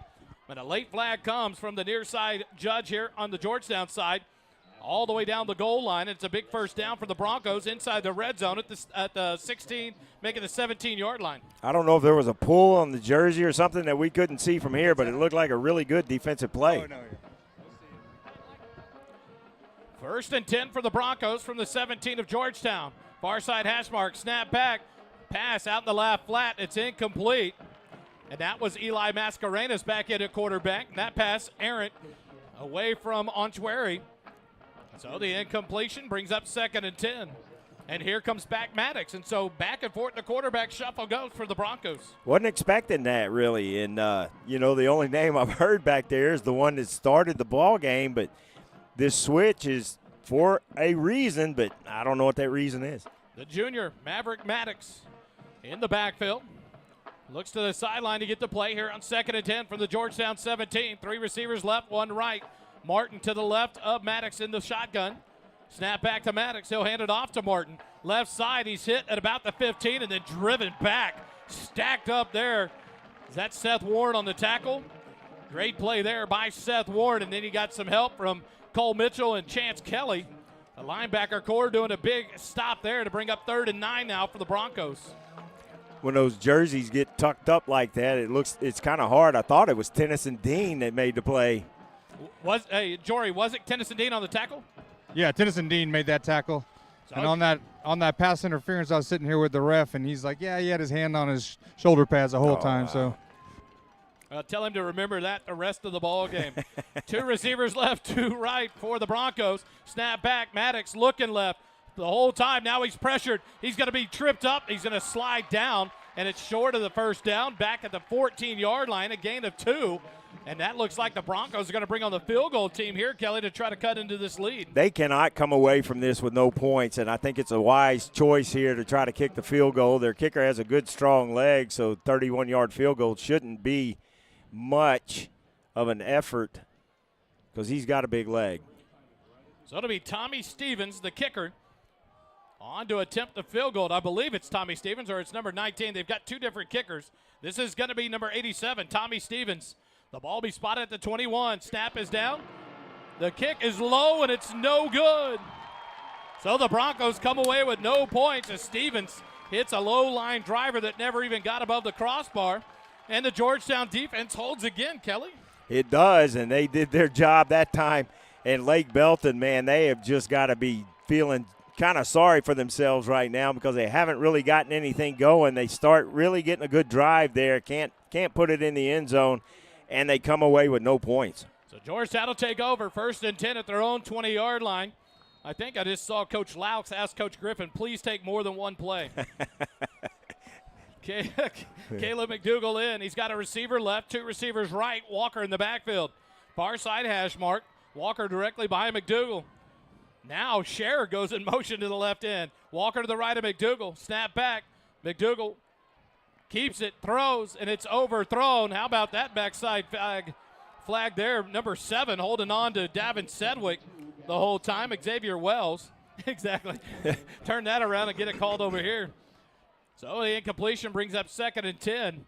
Good coverage there by Wells. Had a little handsy, but the ball outside the reach of Sedgwick. And on 2nd and 10, the Eagles will have it at the 20-yard line. How many times this season have we seen Caden Scherer go in motion? Exactly right. And that's a lot of motion. That's a big boy. Big sniffles. 1 receiver left, 2 right. Snap back to McDougal. Delayed handoff to Walker right up the middle. 25. Falls forward to about the 27-yard line. That'll be a gain of 7 and bring up a manageable 3rd and 3. It's kind of disappointing that Jets only gaining 7 yards on a carry. Any other running back, and that would be a pretty good carry. But he'll cut loose before the night's done. As this Eagle offense continues to soften up the Lake Belton defense. Sedgwick comes wide right. I believe it's Westfall wide left for the Eagles. Maybe Xavier Warren, hard to tell across the way. Xavier Warren wide left. Now he'll come in motion. Snap back to McDougal. Hand it off Walker left side. He's got it outside the numbers. 35-40, 45-50. He's off to the races. 45-30, 25-20, 15, 10, 5. Touchdown, Georgetown. Jet Walker takes it to the house. I said he turned it loose. He turned it loose, and there's one of those long touchdown runs from big number 28. And how many times have we talked about Jet Walker and what he can do? And you see his speed there. He gets to that edge, outruns the whole Lake Belton defense. Just fun to watch this kid play. 11 seconds remaining here in the first quarter. 28-0. The Eagles in the swinging gate. Walker up to the line to call out a play to the lineman. Tennyson Dean to his right, middle of the field. Tennyson Dean now talking to Walker in the backfield. Snap back. Walker's going to roll to the right. Looks to throw. Throws it right. Pass interference. There comes the flag. 2 of them. And the Eagles will get another shot at the 2-point conversion. It's not because you tackled him. Yeah. I give you credit. Gavin Stewart, the junior, saying, hey, it's uncatchable. Yeah, he got tackled. And so now they're going to the some other package because here comes the big boys. Luke Butch headed on the field for the Eagles. Mashburn comes off. And now the Eagles are going to have a 2-point attempt from inside their own 2-yard, at the 1-yard line. Half the distance to goal. Retry. And that one they called on Xavier Wells. And so the Eagles get a 1-yard, 2-point attempt here. An opportunity to make it 30-0 here in the first quarter. Would you look at that line of buffet killers that's out there right now, man? If this was a Golden Corral, they would be wincing right now. Snap to Walker. He's going to follow him, and he goes into the end zone. 2-point conversion is good. 11 seconds left here in the first quarter. Georgetown leads it 30-0 over the Lake Belton Broncos. Quick timeout. Eagle football continues in a moment. The Jason Chance Tompkins Memorial Broadcast Booth is brought to you by JMTs. JMTs provides custom apparel and promotional items to small businesses, schools, and nonprofit organizations. Our services include screen printing, embroidery, and promotional items. Our game-changing direct-to-film printing allows JMTs to print full-color graphics on your garments. JMTs has the experience and confidence to take on any order. Visit our website at jmts.com or call us at 512-388-5555.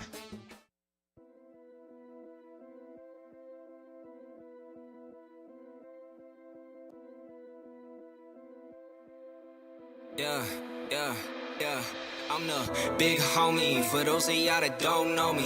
One and only, name another rapper this Cody. Can't show me these down bad rap phonies. Take a pic to Ricky Bobby shaking baked Brody. Pin rolling, never sleep, I just keep going. Hit my peak now, I just started like my name Tommy. Had a vision, this was Royalty, Tyler Griffin. Stay tuned at halftime. We're going to talk to Tyler, son of Chuck Griffin. Holden, drive summary. Last drive, 3 plays, 80 yards, 55 seconds, another Jet Walker score. It wasn't one play, so the defense got a little bit more of a breather. Syntex shirt and embroidery kickoff. Mashburn, high kickoff, short, 18-yard line, fielded by the Broncos up past the 30 and then hit and dropped. Caden Hogue, is that him? It is. Caden Hogue making a big stick. And the Broncos will take over 1st and 10 at their own 31-yard line. Talk about Jet Walker, his stats tonight so far in one quarter. The first quarter of tonight's game, 9 carries, 126 yards, and 3 scores. He's just picking up right where he left off. If he averages 200 this game and the next game, then he'll hit that 2,000-yard mark. And he's already well on the way there. Here come the Broncos offense, trailing 30-0 with 6 seconds remaining here in the first quarter. Eli Mascarenas, I believe, the quarterback to start the series. Nope, it is. Yes, it is Mascarenas. He's got Martin to his right, 2 receivers right, 1 left. Handed off. Martin dances behind the line and then hit and dropped after a gain of 2 up to the 35. And that'll bring us to the end of the first quarter. 30-0. Georgetown leads it over the Lake Belton Broncos. Quarter number 2 comes your way when we come back. The second quarter is brought to you by Aesthetic Dentistry of Georgetown. The mission and purpose of our team is to help provide quality of life with healthy and beautiful smiles. Determine if a highly trained cosmetic dentist is the best option for your smile. We are located at 3622 Williams Drive, Building 2 in Georgetown, Texas. Visit our webpage at www.aestheticdentistrygt.com or call 512-819-9100.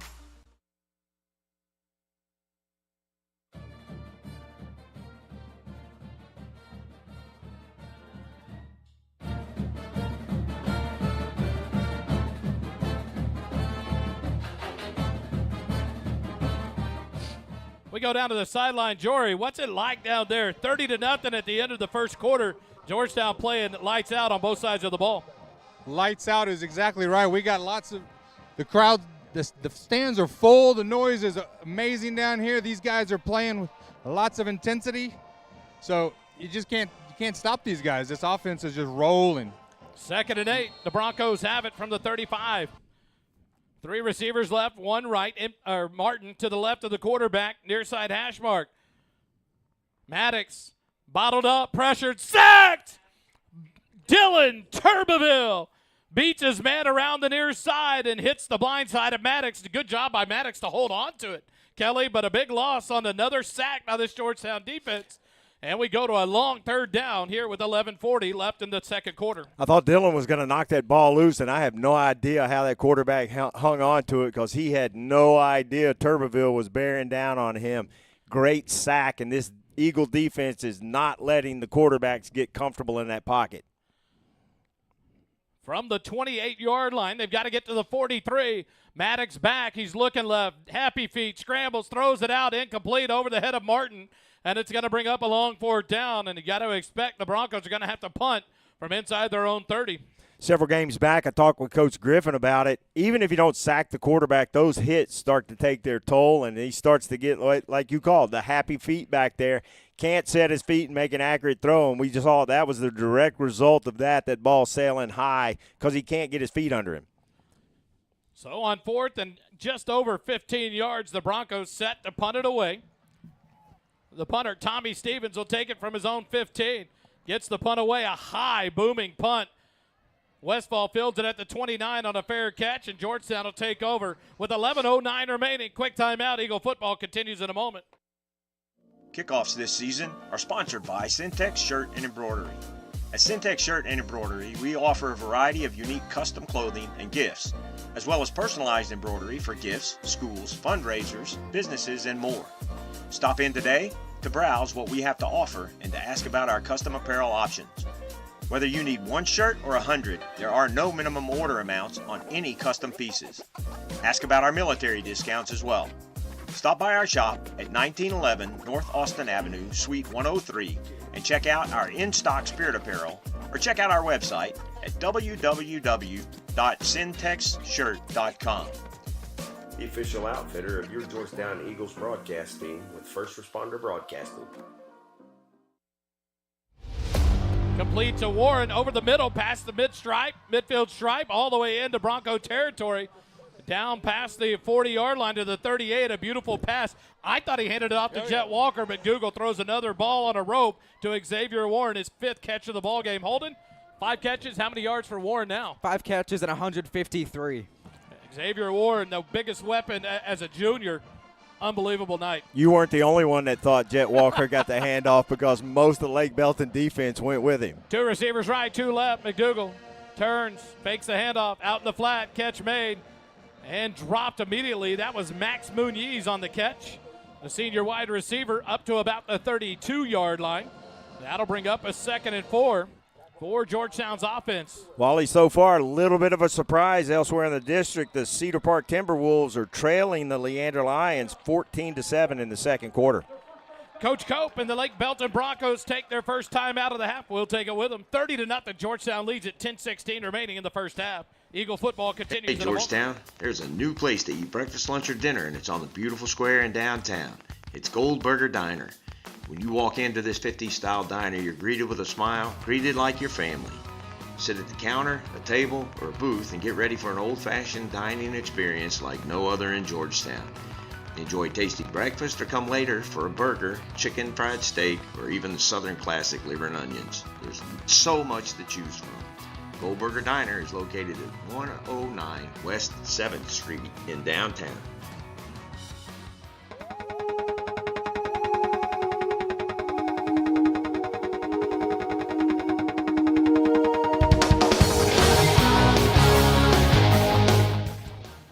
Out of the timeout called by Lake Belton and Coach Brian Cope, their first of the half.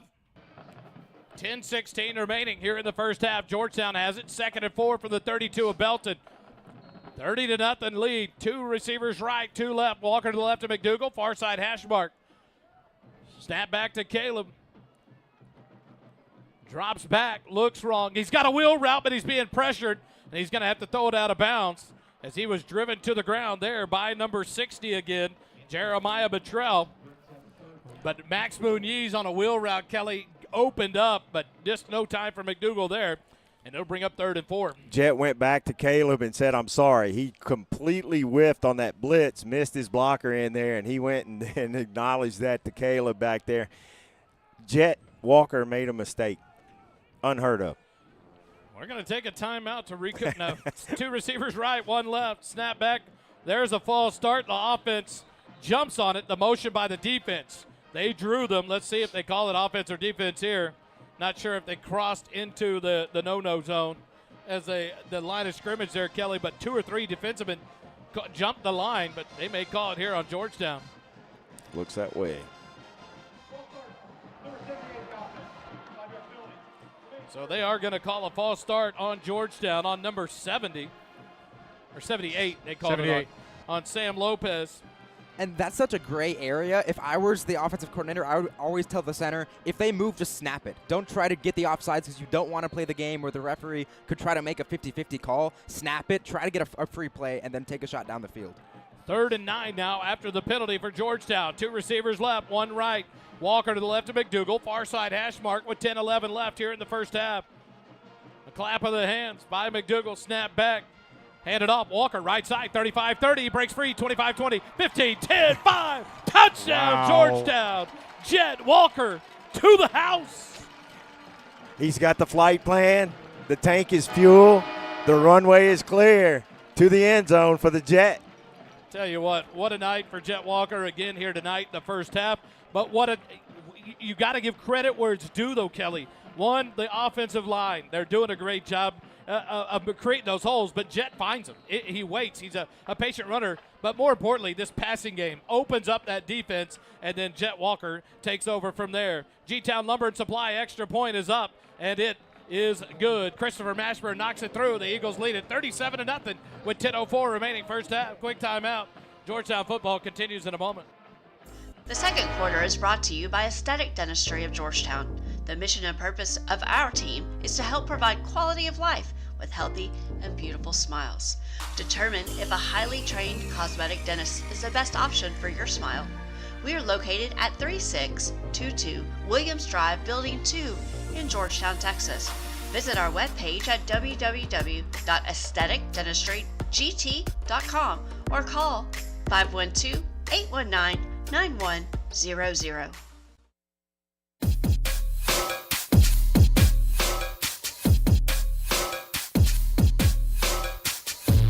Back live here at Birkelbach Field, 10:04 remaining. Holden, I'm going to wear you out. Another score and drive summary. Last drive, 4 plays, 70 yards, took 49 seconds, and I have to shout out the offensive line, but Coach Flo is putting on a master class right now of utilizing both the run game and the pass game. This defense has no idea what to expect every time this Georgetown offense takes the field. Wally, you weren't here for it, but a gentleman came in before the game, and he said, hey, I'm with the paper. I'll get to that after this. Kickoff by Mashburn near side, fielded at the 22, up past the 25-30, and he steps out of bounds just past the 30, number 8 on the return. See what that is. Christian Onweri, but he stepped out of bounds at about the 33, 34-yard line, and that's where Lake Belton will take over. 1st and 10, trailing 37-0. Sports guy came in from a paper up in the Belton area and said, hey, I keep stats, so if y'all want the stats, and we were like, no, we're good, because we have the statistician Rain Man back here just tearing it up. To the yard last week, 16 for 404 for Jet Walker. I tell you what, one of the best in the business. We'll trade him anytime you got something better, though.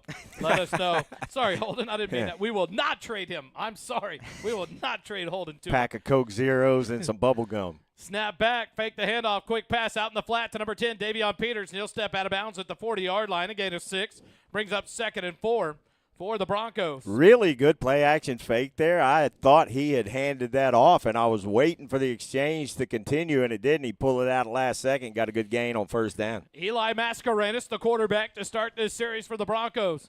Now 2nd and 3. They're going to spot him at the 41-yard line, stepping out there for Peters. So it's 2nd and 3 for the Broncos. 9:55 left on the clock. Handed off. Martin steps, dances, taken back, and slammed. He'll get forward progress, which went backwards 3 yards to the 38-yard line. But I believe that was Tennyson Dean on the tackle. That was Seth. Seth Warren. Hey, pull their jerseys out when you get a chance there. No, actually, I think that was Tennyson. Sorry. I get 9 and 8 are tough to see, and they both play a mean defense. And here's the big 3rd down. 3rd down and 6 for the Broncos from their own 38-yard line. The Broncos have to keep this drive going if they have any hope of staying in this ball game. 2 receivers left, 2 right, middle of the field, snap back. Maddox out to the left flat, catch made, 45, stop, cut back up to about 48-yard line. Gets forward to the 49-yard line on the play and then gets hit and taken down. Davion Peters, that's the go-to weapon right now for the Broncos, and a 1st down up at the 49 of Lake Belton. Hey, we did get a warning from Austin Graham. He said no holding, no barbecue, so we'll keep him. Holden is safe in the booth. Yeah. We are not giving up that barbecue. There are not many things that will make us keep Holden, but dadgummit, that barbecue will. Another outstanding performance by Austin Graham's Farm and Livestock, hooking us up here in the booth. Snap back for the Broncos on 1st and 10. Maddox pressured again. He's going to have to get rid of it. Interception! Georgetown takes it away. Chance Kelly loves to eat, and he just stole another one. Taking the cookie from the Broncos. Maddox had to get rid of it, and a pressure coming by this defensive line. He tries to just throw it away, and there's Chance Kelly roving, and he picks it off. Turnover for the Eagles. He just scooped it, looked like a receiver on that, diving to make the play, and that is the absolute worst thing that could have happened, bar that being returned for a touchdown. But Lake Belton is on their heels right now, and you saw that throw. It was because of the pressure. It was kind of a jump throw that went errant and was picked off. Eagles have it 1st and 10 at their own 47-yard line. 8:38 remaining 1st half. 1 receiver right, 2 left. Now Westfall in motion. He'll take the in-around handoff. He's going to pass. He sets up, fakes a man. Now he has to come back to the left side. He's going to run for it. McDougal out here. He's going to throw on the run, but it's incomplete. And the referee take it out. He'll get some help up. A good athletic play there by the back line judge here on the Georgetown side. And a heads-up move. Joshua Mallard helping him up. But what a play to not lose any yards on that. for the Eagles. It's 2nd and 10. He had Caleb McDougal with nobody on him, and if he'd have seen that, but he was looking too far downfield to see Caleb, and Caleb could have gotten a reception and gotten on the stat sheet with a reception. 2nd and 10 from the 47. 3 receivers right, none left. Walker to the right of McDougal, near side hash, snap back. Handed off to Walker. He's hit immediately, but still falls forward for only a 1-yard loss. A nice tackle on the play there by Jeremiah Buttrell. He read that one. Walker is given the line of scrimmage, so he got back to the line, and it brings up 3rd and 10 for the Eagles. 8 minutes left, and the clock continues to run here in the second quarter. Georgetown leads it 37-0. McDougal calls out the offense. 1 receiver left, 2 right, near side hash mark. Walker offset to the right of McDougal. McDougal stands at the 41, a clap of the hands. Shotgun snap back to McDougal. Fake the handoff, throw across the middle, and he overshoots Xavier Warren. Braxton Cope had a chance to lay Warren out there, but he kind of held up after the ball went through the hands of Warren. And the incompletion brings up a 4th and 10 for the Eagles, and they're going to punt it away from their own 47-yard line. So a sigh of relief for this Lake Belton defense to finally get this offense stopped and not put any more points on the board. Just going back to that trick play, I don't know if Westphal could have actually thrown that ball. The handoff was in front of the quarterback. I think you have to initiate that as a backwards pass, a lateral, to allow him to throw it. I don't know. I might be iffy on the rules there. Snap back. It's almost over the head of Westphal. He hauls it in, gets the punt away. A high punt. Bounces at the 28 of Georgetown, or Lake Belton, and takes an eagle roll inside the 20. We'll see where they spot it. And they're going to spot it at the 15-yard line. So a great play there by Braylon Westphal to keep that over his head. That would have been deep into Georgetown territory. But a heads-up play, and it's 1st and 10 for the Broncos. Great job of him corralling that. And, again, another slight error that didn't cost anything on special teams. But the special teams have really struggled some in these past few games. Especially with those high snaps. We've seen a couple of those now that Westphal's been able to corral. Just because he's a receiver, he's got that instincts to go up there and make a play on that ball. But a couple more inches to the left, to the right, up above him, we could be looking at an entirely flipped field. So the Broncos take over, 1st and 10 at their own 15-yard line. In at quarterback for the Broncos is Eli Mascarenas. He has 2 receivers right, 2 left. From the near side hash mark to K.O. Martin to his left. Snap back to Mascarenas, throws it out, left flat, picked up! Touchdown, Georgetown! A pick 6 by the safety, Alex Wilson. And the Georgetown defense in back-to-back possessions intercepts a pass from the quarterback of the Broncos, and this one is a pick 6. 43-0, Georgetown leads it. Defense staying on the field is their fault now. So they can't blame anybody, but they will take those points. Exactly right, yeah. Hey, offense, get back out there. You punted the ball. We don't like it. That's your one play. The G-Town Lumber and Supply extra point attempt. Snap is back. The extra point is up, and the extra point is good. Hometown service like none other. It's G-Town Lumber and Supply. Quick timeout. Eagle football continues. 44-0 here in just a minute. For all the fly fishing, hunting, and outdoors enthusiasts, River and Ranch Provisions is your one-stop shop for the gear you need. There's a large selection of hunting and fly fishing supplies for the beginner, all the way up to the experienced outdoor folks. Cody, Brad, Sam, and Tim have put together a high-end outdoor outfitter with high-quality supplies and services to make everyone feel welcome and important, regardless of your experience level. Come see what there is to offer at 807 South Austin Avenue in Georgetown, or check out the website at www.rrpgtx.com.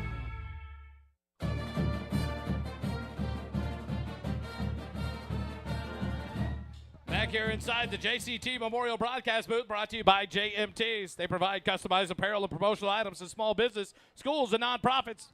Visit them, jmts.com. Omar, Susie, Tompkins, proud owners of JMTs and sponsors of First Responder Broadcasting. Hold it. That was an easy drive somewhere. One play at a 15-yard pick six, and you saw it there. The QB was just staring down his receiver, and he got a cloud corner, so he's sitting in the flat looking at the quarterback the whole way. Easy interception. Kickoff near side, fielded. Checks up, stays on the field, and it's going to be a scramble for the ball, but the Broncos are going to get lucky. Number 10, Davion Peters, thought it was going to go out of bounds, and it was like a wedge shot off the green by Mashburn. It stops and checks back, and the Broncos have to scramble for it, and it gets knocked out of bounds. 1st and 10 at the 25-yard line for the Broncos, trailing 44-0. Wally, some scores from around District 8. Leander Glenn bouncing back big against Chaparral Bobcats, 35-7. That's in the second quarter. And Eastview is trailing Rouse 15-7, also in the second quarter. And the score in the Cedar Park Leander game, 21-17. Leander still has the lead. The Broncos have it 1st and 10 from their own 25. Mascarenas turns, hands it to Martin. Dances to the right, back to the left, hit, driven back after a gain of 2. A nice play there for the Georgetown Eagles. Another tackle for Luke Butch. I believe it was. Dylan Turbeville was definitely in there as well. 38 and 8, all over it. Tennyson Dean, Dylan Turbeville. A gain of 2 there for Takeo Martin. Brings up 2nd and 8 for the Broncos from their own 27-yard line. 6:55 in the game clock. It continues to run. It's really interesting they're sticking with number 13 rather than pulling him because they were going about 50-50, especially after some turnovers. Snap back to Mascarenas, fakes the handoff, pressured, scrambles, being pressured behind, sack! Back at the 25, and a late flag there by Chance Kelly. They're going to get him for roughing the quarterback, late hit. Hopefully they don't get him for targeting. Sack, I believe, was by Cole Mitchell, wasn't it? Did anyone see who made the tackle? Yeah, it was sack? 6 that went in late. Yeah, I think it was Cole that was trailing him from behind. So it would have been a sack for a loss of 2 back to the 25. But then it's going to be, I'm assuming, a late hit. We'll go to the rep. Personal foul. That was a crap call. 15-yard penalty, automatic first down. That's number 6, first non-flagrant targeting of this game. So they call a non-flagrant targeting on Chance Kelly his first. So he's not kicked out of the ball game. But and it's one of those. Those are the penalties that Jory was talking about earlier. Stay away from the no-nonsense penalties. You don't need them. And that's one right there, the chance you want him to hold up, not have a mistake like that happen. A free 15 and a 1st and 10 from the 40. Maddox, quick swing pass out into the flat. Catch made. He breaks a tackle. 45-50. He has a blocker. 40, 35-30, 25-20, and then pushed out of bounds. Nice pursuit there by Alex Wilson to finally push the receiver out of bounds. Zach Dodd, he's made a name for himself tonight. Now he comes up limping here on the near side. But what a play there. The pass was from Maverick Maddox. You talked about it, Holden. He was back in there. And he got free on, Zach Dodd got free on the initial catch, broke the tackle. And it's inside the red zone, 1st and 10 at the Georgetown 18. And you love to see the sportsmanship by the Georgetown defense helping him up when he was clearly shaken. He lost his helmet. They patted him on the head, probably told him good play. And you love to see that it's not being chippy out there. Obviously, it's been a frustrating first quarter and a half for Lake Belton, but there's no slapping the hands away, get in the face. Like to see that. 2 receivers right, 2 left. Maddox in the backfield. Now sends Peters in motion to the left. 6:15 remaining, first half. Maddox gets the snap, looks to hang it up, pressured, tries to scramble, throws on the run into the end zone. Touchdown, Lake Belton. A nice play by the quarterback, Maverick Maddox, and he completes it to number 8. No stakes for the defense. Catch, Christian Onchweri makes the catch for the touchdown. And now someone down for the Eagles at about the 25, 27-yard line. Dylan Turbeville. He'll get up and come off the field under his own power. But Lake Belton strikes thanks to a big penalty on a late hit that would have been forced a long third down, a sack that have made it 3rd and 10. Instead, it's a first down at the 40 and a big completion to Dodd. And then quick strike from Maverick Maddox to Onchweri. And the Belton Broncos get onto the scoreboard. It's 44-6, and now Tommy Stevens on to attempt the extra point for the Broncos. That may be the smelling sauce to the nose for this Georgetown defense, getting a little sleepy out there and missing some tackles. Stevens ready to go. The snap. Comes back. It's bobbled. They got the hold down. The extra point is up. And the extra point is good. 6:10 remaining here in the first half. Georgetown leads at 44-7. Georgetown Eagle football continues in a moment. The Jason Chance Tompkins Memorial Broadcast Booth is brought to you by JMTs. JMTs provides custom apparel and promotional items to small businesses, schools, and nonprofit organizations. Our services include screen printing, embroidery, and promotional items. Our game-changing direct-to-film printing allows JMTs to print full-color graphics on your garments. JMTs has the experience and confidence to take on any order. Visit our website at jmts.com or call us at 512-388-5555.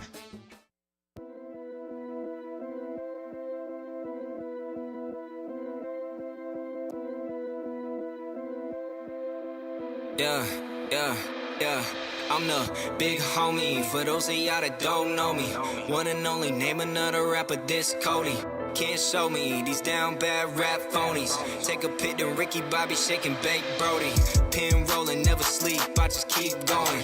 Hit my peak now, I just started like my name Tommy. Had a vision, this was destined for my life story. Royalty, Tyler Griffin, coming up at halftime. Come visit with us here in the booth. Son of Chuck Griffin. New release this past week. As the Broncos get ready to kick it away, trailing 44-7. The kickoff, a deep one to the far side. No. It's going to hit Westfall inside the 5. He picks it up to the near side 10, cuts back up the middle 15-20. He'll be taken down there about the 19-yard line. It'll be 1st and 10. And so maybe that's where this team, the focus has got to go to, Kelly. You can't let the special teams become a liability to a team that's able to put up 44 points in the first half with 6 minutes remaining and hold a team like Lake Belton only 7 points, yet create scenarios to get you behind the chains, to get you bad field position for us on the defensive side. And so you hate to see something like that. Offense and defense have scored. Now we need a special team score. So we'll get that later in the game. 1st and 10 for Georgetown from the 19. 2 receivers left, 1 right. Walker to the left of McDougal, far side hash mark. Snap back. McDougal fakes a handoff, throws it out. Right sideline, hangs it up. Warren goes up and plays defender. Xavier Wells shakes his finger like he did something miraculous.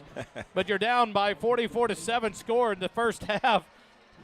And the back judge on the far side talking to Xavier Wells. And Xavier Warren did a great job to break that one up, Kelly, and prevent the interception. He really did. And it's the ball was slightly underthrown, which we hadn't seen a lot out of Caleb tonight especially, but slightly underthrown, or that's maybe another touchdown. So Lake Belton, good defensive play there, kept that from happening.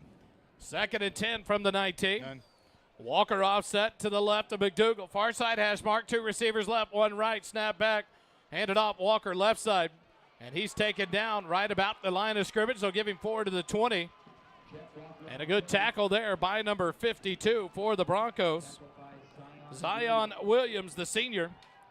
And that brings up 3rd and 9 now for the Eagles with 5:40 left, and the clock continues to run here in quarter number 2. That's the only way you can corral Jet Walker is to get to him before he gets going, and that's what the defender was able to do there, wrap those feet up and put him on the ground. 3rd and 9, 1 receiver wide right, 2 receivers left. Walker to the left of McDougal, middle of the field from their own 20. Clap of the hands, snap back, fake the handoff to Walker. Throw across Sedgwick at the 30. He'll get forward to the 31 and up for a borrow for Morrow, 1st down. Nice route by Sedgwick. He was able to cut that. He knew where the 1st down marker was, planted that foot and turned, and Caleb hit him right in the numbers. And a great job there. You don't get to the chains and stop. You get past the chains and make the catch for a big borrow for Morrow, 1st down. Up to the 31-yard line. 1 receiver left, 1 right. Walker in the backfield. Behind McDougal, near side hash mark. Clock runs under 4:45 here in the 2nd quarter remaining. McDougal taking his time here. Snap back. He's going to hang one up. He's got Sedgwick near sideline. Catch made. 30, 20, 10, 5. Touchdown, Georgetown. Davin Sedgwick takes it to the house on a beautiful pass from Caleb McDougal, and the Georgetown Eagles score. 4.5 minutes remaining here in the first half. It's 50-7. Another beautiful pass, and that's just Devin Sedgwick Sedgwick running as fast as he can, and Caleb just dropping that right in the breadbasket.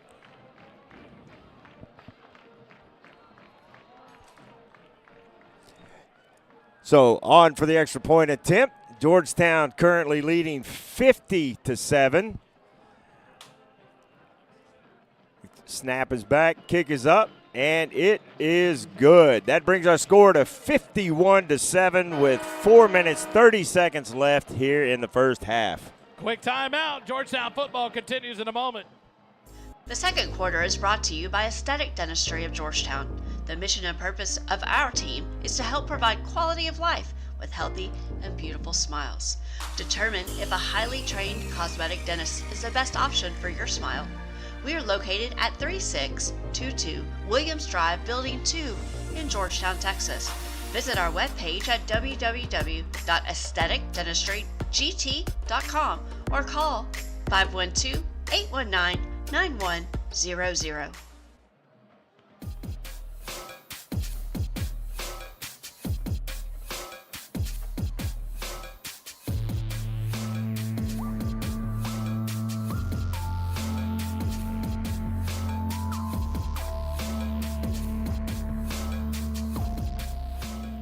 Georgetown has put up 51 points here in the first half, and to kind of piggyback off that, the Georgetown Lady Eagle volleyball team heads to the playoffs, the number 1 seed after a 3-1 victory over the Weiss Wolves tonight here at Georgetown. The kickoff near side, fielded at the 28-yard line on a fair catch. That's where the Broncos will take over. 1st and 10 at their own 28-yard line. 4.5 minutes left here in the first half. 51-7 is your score. Georgetown on the season, we talked about it in their first possession, Kelly, averaging 50.4 points a game on the season.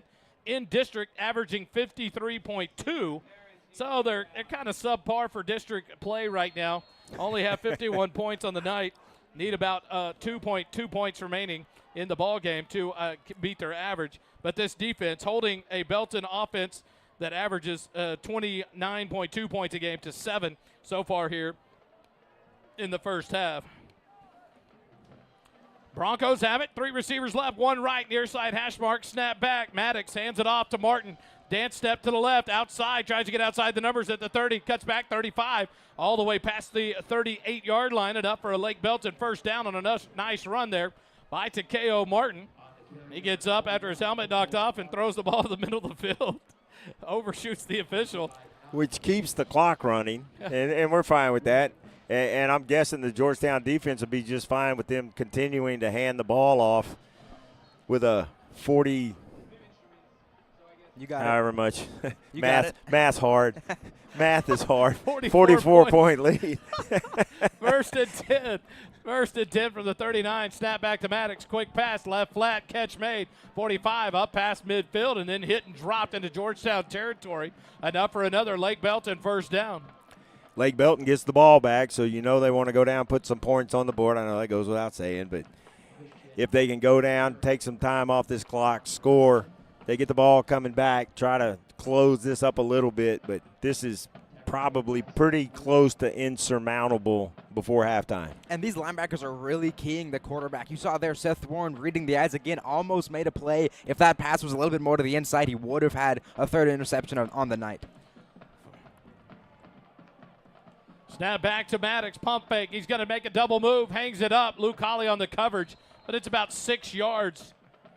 Incomplete on the outside of the field. Good coverage there by Luke Hawley to use the sideline as an extra defender. And that'll bring up 2nd and 10 from the Georgetown 49. Georgetown doesn't blitz on defense a whole lot, but tonight they brought pressure a bunch.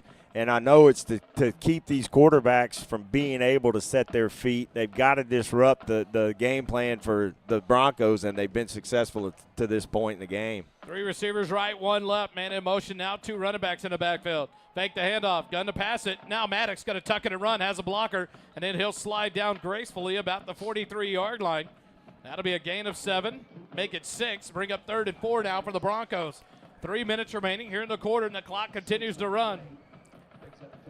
They are not in any hurry. They want to kill this and not give Georgetown the ball back with any time left in this half. And you have to emphasize any time at all because Georgetown's offense could score from anywhere with anybody. Now in the backfield beside Maddox is the running back, a senior, Kellen Scarborough, number 4. After Takeo Martin went out with his helmet off.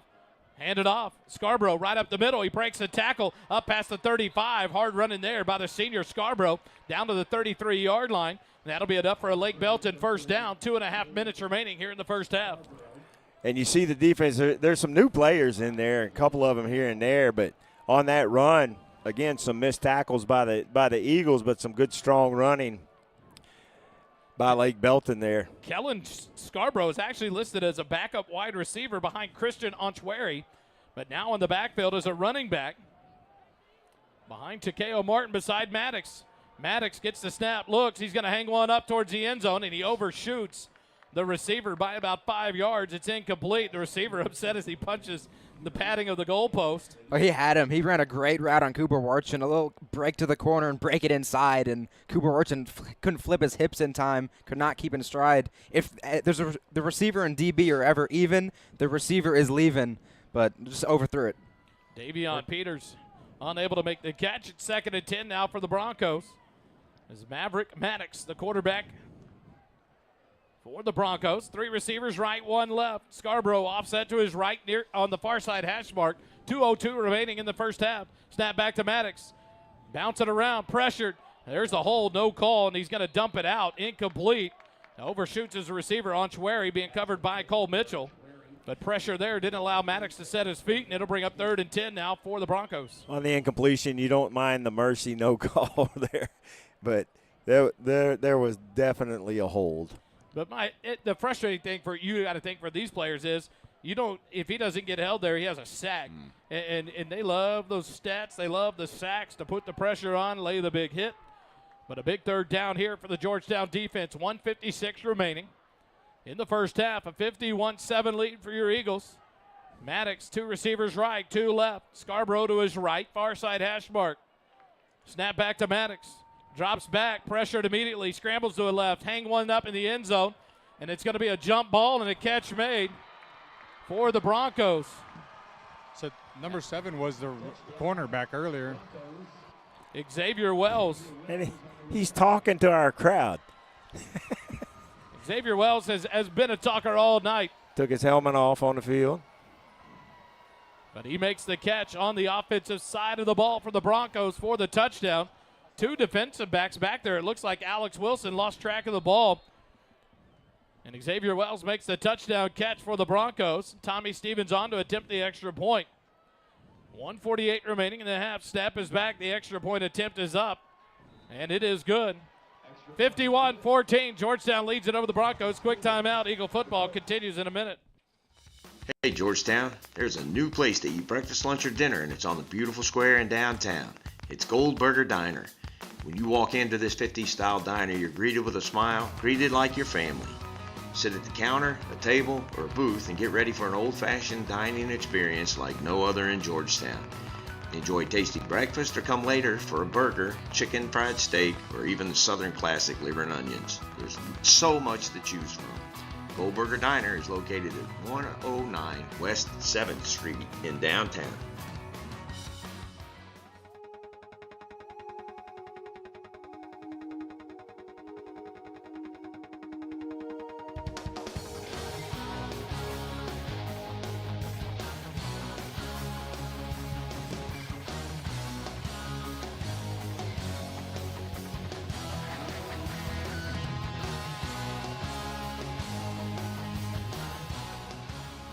Back out of the timeout. The Broncos will kick it away with 1:48 remaining here in the half. You want to watch for the onside kick, and it looks like Georgetown is lined up ready, expecting anything here, as the Broncos do have the opening kickoff of the second half. I would love to do something here to try to get the ball back quickly and maybe put a score up before halftime. And 1:48 is a lot of time for this Georgetown offense. Tommy Stevens gets ready to kick it away.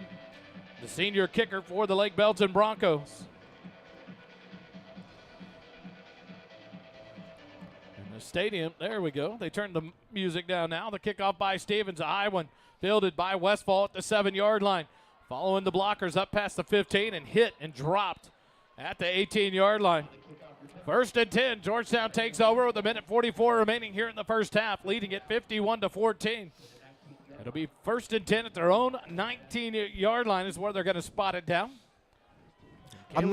Go ahead. Sorry, I'm not quite sure why. Usually we see this on the other side, but the band is for Lake Belton is setting up on the side of the end zone that Georgetown's going to be going towards. Usually you see them on the far side away from anything happening. I certainly hope that there's no kind of collision on that sideline because they're close. Are you thinking what I'm thinking, Kel? Stanford Cow? Yeah. Snap back to McDougal. He'll be on the far side hash mark. He has 2 receivers left, 1 right. Walker off to his left side. Now Mylock moves to the left end. Snap back. Handed off to Walker. He'll come to the left side, breaks a tackle, and then runs over number 5, Mallard, and falls forward for a gain of about 3 to the 22-yard line. It's going to be interesting to see if they do take a shot down the field. I wouldn't be surprised because you basically have man coverage out there on the edges, and I think both of our receivers are a little bit faster than the corners for Lake Belton. Number 7's still talking to our sideline. The Eagles taking their time here with the clock running, have all 3 timeouts. 1:05 now left in the quarter. 8 seconds on the down clock. McDougal, 2 receivers right, 1 left, taking his time. Snap back to McDougal. Turn, hand it to Walker. Left side being chased, cuts back at the 20, runs over a man at the 25, breaks 14 tackles on his way to a borrow from Morrow first down. I lost count after 3, and he just kept running over people. 4 guys took him down. 4 guys, including number 7, that completely whiffed. He was talking earlier and just did not want any part of contact. He made a business decision. Yes, he did. 40 seconds remaining here in the half. Georgetown taking their time here. You almost think they would have just taken some shots and try to take another chance at the end zone here in the first half to kind of get that momentum back. McDougal with 2 receivers right now. Westfall in motion to the left. Snap to McDougal. Handed off to Walker left side. Stops, cuts back, and he's going to be bottled up back at the 30-yard line. A loss of 1. And that will probably bring us to the end of the first half. 51-14. Georgetown leads it over the Lake Belton Broncos. The clock runs under 10 seconds. And now quickly to the line they go. McDougal in the shotgun formation. Clap of the hand, snap back. And there's a penalty right there. Several of them. McDougal scrambles, tries to send Warren on the run, throws on the run, and it's going to be picked off by the Broncos. But to no avail, Xavier Wells is showing himself here in the first half. And I hate to say anything negative about these student athletes, but Xavier Wells is just, it's unbelievable to watch what this athlete is doing. One, with a team that's down 51-14, he grabbed Devin Sedgwick and just threw him down about 5 yards off the field. It wasn't even a football play. And so you just wonder about the mindset of this young man at this point. And maybe it was an admission of he knew he was going to be burnt for a touchdown. But the Eagles will get 1 untimed down. But you just hate to see that kind of play in a game like this that has been very clean, back and forth. And now just a dumb penalty there for Xavier Wells and the Broncos. And so now does Georgetown just take 1 untimed down and try to hang it up and shoot something towards the end zone. They've been successful so far in the period in the first half. Devin Sedgwick split wide left, 3 receivers wide right. Jet Walker in the backfield with McDougal. Near side hash mark. McDougal turns, hands it to Walker. Right up the middle, 40, 45, and he'll be dragged down there. And that will bring the first half to a close. 51-14, Georgetown leads it at the half. We'll take a quick timeout, come back. A couple of interviews. Principal Brian Johnson should join us at some point, along with Tyler Griffin. Stay with us. Eagle football continues in a moment. Attention Georgetown Eagle football fans. Blair Hogue with the Hogue team of Fairway Independent Mortgage is your local lender, conveniently located on the square in downtown Georgetown. With over 22 years of experience, Blair and his team are here to guide you through every step of your home journey, whether you're buying, refinancing, or pulling out equity for debt consolidation or home improvements. We do it all, and we're dedicated to making your dreams a reality. When you think mortgage, think local. Think Blair Hogue with the Hogue team.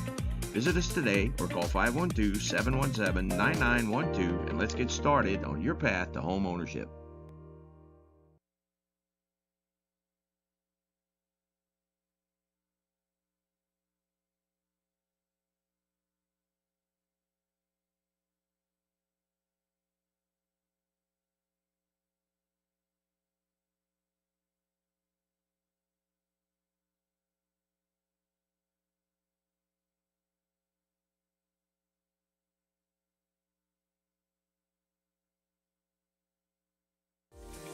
Attention Georgetown Eagle football fans, Blair Hogue with the Hogue team of Fairway Independent Mortgage is your local lender conveniently located on the square in downtown Georgetown.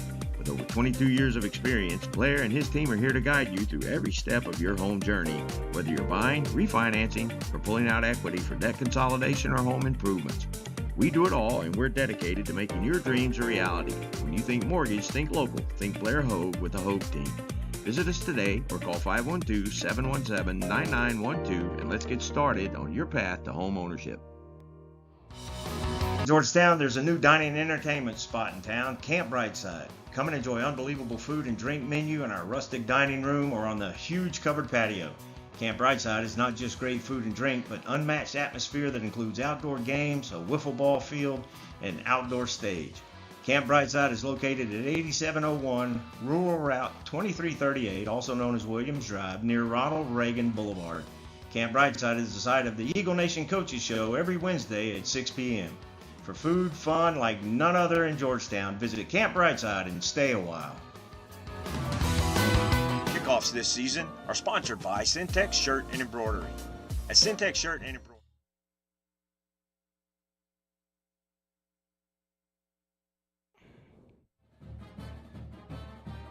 Back here live at Birkelbach Field, we're at the halftime. Georgetown leads at 51-14 over the Lake Belton Broncos. And the halftime show brought to you by Blair Hogue of Fairway Mortgage. Contact Blair Hogue with the Hogue team of Fairway Independent Mortgage for all your lending needs. Visit the website, blair.hogue at fairwaymc.com. And, man, I've been looking forward to this for a few weeks. This summer, Kelly, you and I got blessed with an opportunity to live stream a wedding for Coach Chuck Griffin and his wife Melody for Tucker Griffin. And we've known Tucker. We've called football games with Tucker, and it was exciting. It was an awesome event to be at. We felt honored to be asked to do it. And then we were introduced to a young man that stands with us now, Ty Griffin. And we got to see and hear some of the music from Royalty. And I tell you what, I've fallen. I love it. The new release this past Friday. Ty Griffin joins us now. Ty, man, I'm honored. I'm so glad you're here to talk to us and join us tonight. The oldest son of Coach Chuck Griffin and Melanie Griffin. But talk to us. You're in a totally different world. The music world compared to Tucker playing football. Royalty, a new album release here just a couple days ago, or maybe this past week. This past Friday, yes, sir. Man, talk to us. Welcome in. Thanks for joining us. But, man, what got you started into the music world? Oh, man, I've always been kind of told by my parents and family to do music. And, I was in my friend's studio one day.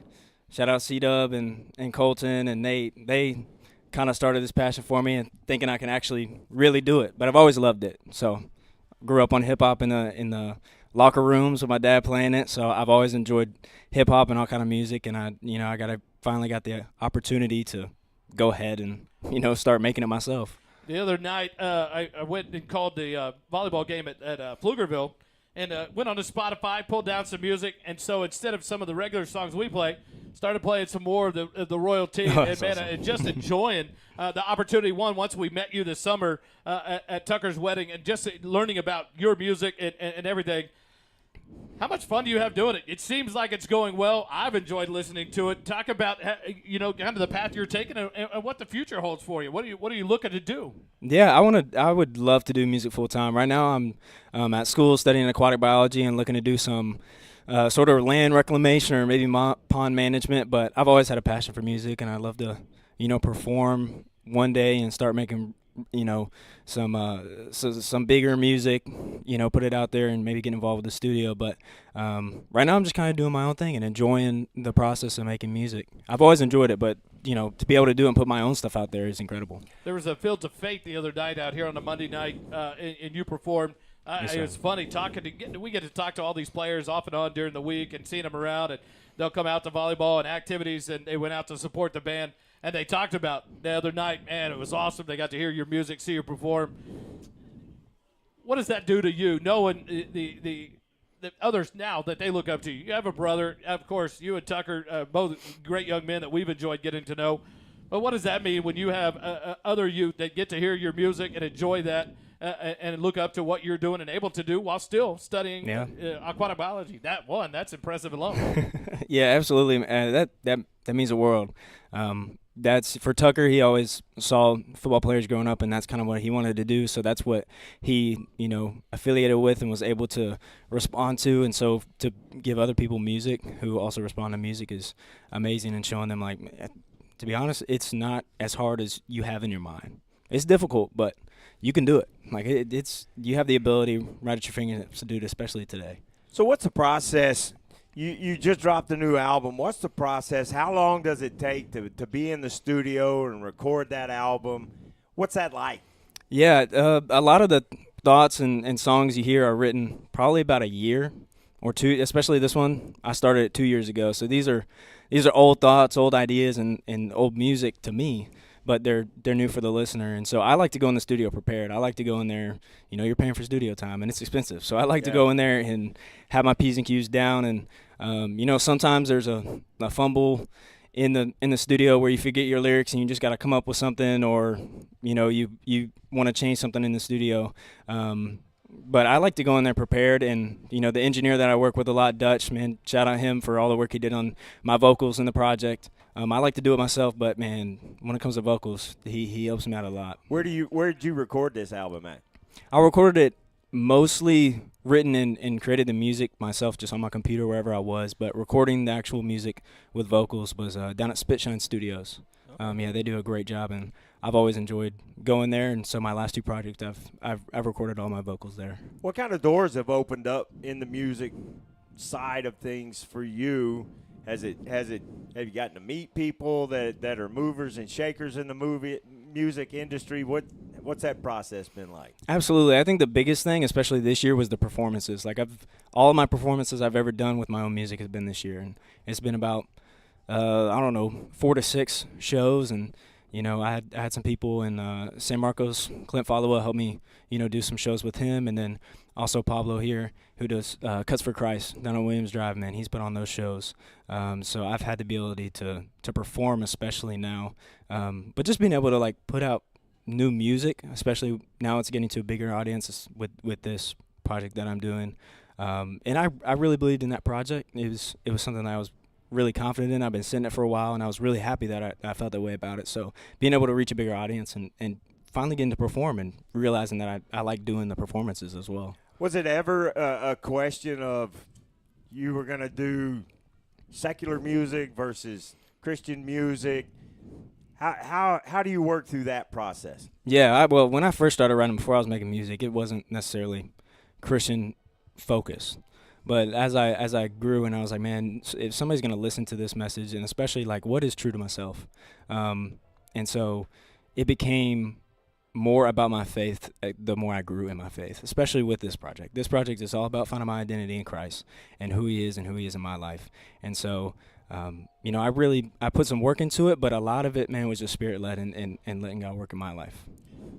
As you are in the genre of rap, in that Christian genre of it, who are some performers and artists out there that maybe inspire you, or that you listen to and enjoy to kind of fuel your fire and your abilities? Yeah, I think when I was younger, it was a lot of Lecrae. I mean, that's the big one. That's the big one that everybody knows, and yeah, he was impactful for me growing up, especially, and then as I got older, I really loved NF.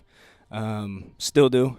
I think a lot of his music is great, but just some guys who are, focus on really what they feel called to do, and that's spoken to my life even at some of my worst moments, or where I was walking away, kind of figuring myself out. That's what I looked up to, his music. And so Lecrae and NF and some guys, some new guys, Tylen 1K is great, Keon Boone, I love some new kind of underground hip hop, especially now, but I still listen to those guys that I looked up to when I was younger.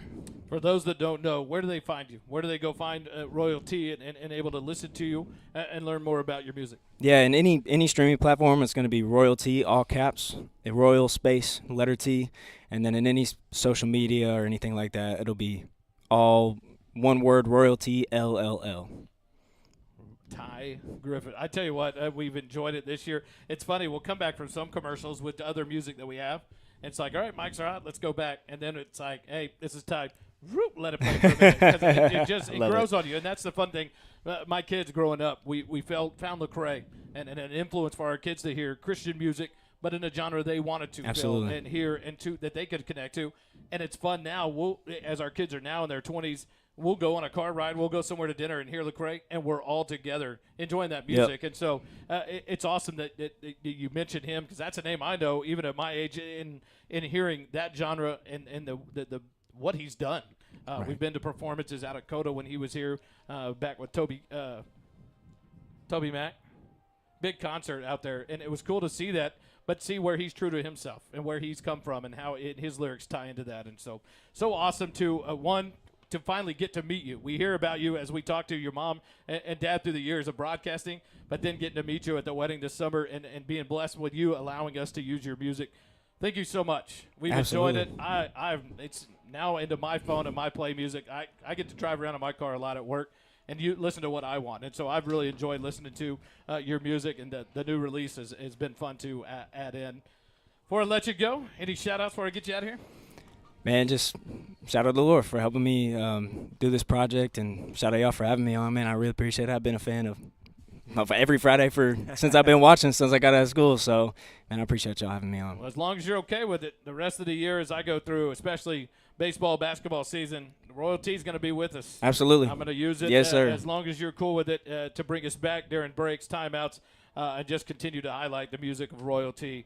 Mr. Ty Griffin. Yes, Ty, sir. thanks for Thank joining you. us, brother. I appreciate it. Yes, We're sir. going to take a quick break. you, We're brother. going to try to wrangle up Principal Johnson to see if he's up here. I know he was at the volleyball match earlier as Georgetown won it 3-1 over the Weiss Wolves. But we'll take a quick timeout. Georgetown 51, Lake Belton 14. We're at the half. Eagle football continues in a moment. At Mesquite Creek Outfitters, located at 704 South Austin Avenue in Georgetown, Texas, we bring community together in a casual environment to share the love of gear, great drinks, and friendship. Enjoy our light menu, a beverage, and shop our great selection of men's and women's clothing and gear. Also, check out our website for MCO Grocery Company and have fresh groceries delivered directly to your doorstep. Visit the Mesquite Creek site at www.mesquitecreekoutfitters.com or stop in and say hello. MCO is a proud sponsor of this year's Georgetown Eagle football broadcast, brought to you by First Responder Broadcasting.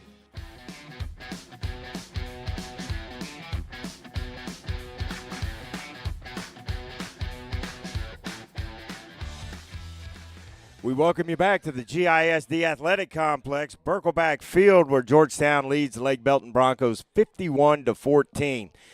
Principal Johnson, unable to be up here tonight, went home to be with his son. So we will show you the remainder of the Lake Belton band halftime and also the Georgetown Eagles, the Georgettes, and the Eagle band halftime. So stick with us here, and we will be back shortly.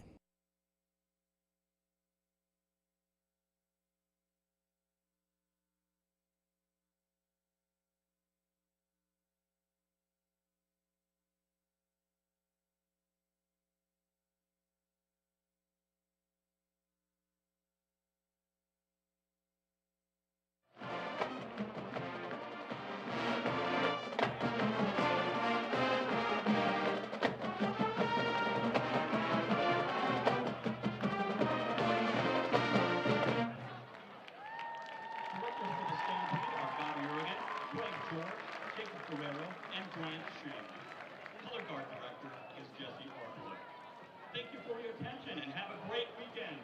Go Broncos!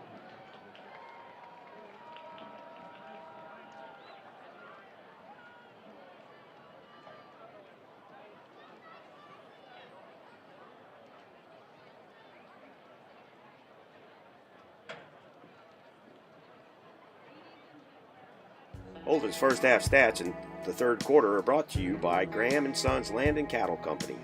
Graham & Sons Land and Cattle Company is a cow-calf operation here in Central Texas, growing calves, cotton, corn, and wheat for commercial customers. Austin Graham and his team of crazy cowboys and cowgirls produce some of the best tasting meat that the First Responder Broadcasting team has ever eaten.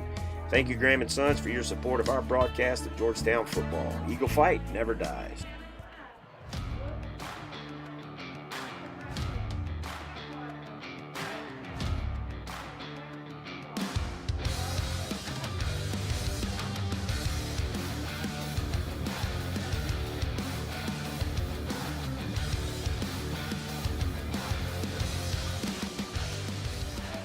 We welcome you back to the GISD Athletic Complex. Georgetown leads Lake Belton 51-14 here on this Georgetown Eagles football broadcast. We will go to halftime stats with Holden.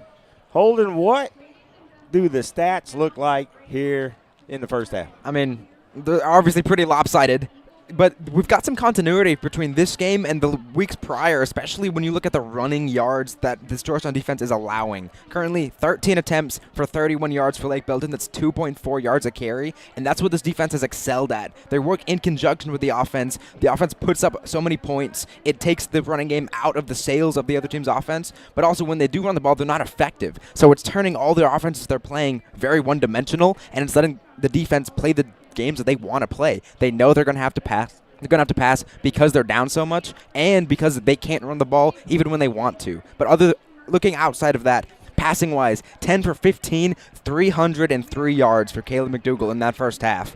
2 touchdowns as well, big-time plays. He is diming it up deep down the field, which was really kind of the hesitancy we came into the season with. How effective would a sophomore first-year starter be pushing the ball down the field? And we've really seen him come into his own, especially late in this year. He's absolutely hitting these guys in stride and connecting on some big-time plays. He has done a remarkable job tonight, done a remarkable job for the whole season, so it's been really impressive to watch that. Georgetown up to almost 500 yards of total offense in the first half alone. And when you said Caleb McDougal had, 300-plus yards? 303 yards in the first half. That's a heck of a game, much less a half. So pretty remarkable output by this offense. But the defense has done a fantastic job of keeping Lake Belton from being able to run the offense they want to run. Yeah, 3 early turnovers in the first half really took all the wind out of the sails of Lake Belton, and now they find themselves in such a massive hole at halftime. 2 interceptions and a failed 4th down conversion, and essentially the defense has been able to play the games they want to play. I've talked about this before, but since the offense is playing so well, putting up so many points, it's putting all the pressure on that Lake Belton offense, which essentially plays into the defense's hands. They know they're going to push the ball down the field so they can send their best pass rushers out there. They don't have to worry about the run as much. They can tell their cornerbacks or safeties, play back, watch the quarterback rather, because you know they're going to be throwing. It essentially gives all the cards to this defense and lets them fly around, play loose, play energetic, and play the type of ball that they want to. Halftime stats brought to you by Graham & Sons Farm and Livestock. Holden's halftime stats. Always appreciate our sponsors and all they do to help us keep this Georgetown Eagle football broadcast free on YouTube. So if you get the opportunity and you're in Georgetown, please visit our sponsors and let them know you appreciate what they're doing. Halftime festivities going on right now. It is the senior night, and they're introducing a bunch of the seniors. So we're going to let you listen in on some of that, and then we will be back with the second half right after this. Stick with us. More Eagle football here on the SHN Sports YouTube channel, brought to you by First Responder Graham & Sons Broadcasting. Land and Cattle Company. Graham & Sons Land and Cattle Company is a cow-calf operation here in Central Texas, growing calves, cotton, corn, and wheat for commercial customers. Austin Graham and his team of crazy cowboys and cowgirls produce some of the best tasting meat that the First Responder Broadcasting team has ever eaten. Thank you, Graham & Sons, for your support of our broadcast of Georgetown football. Eagle fight never dies.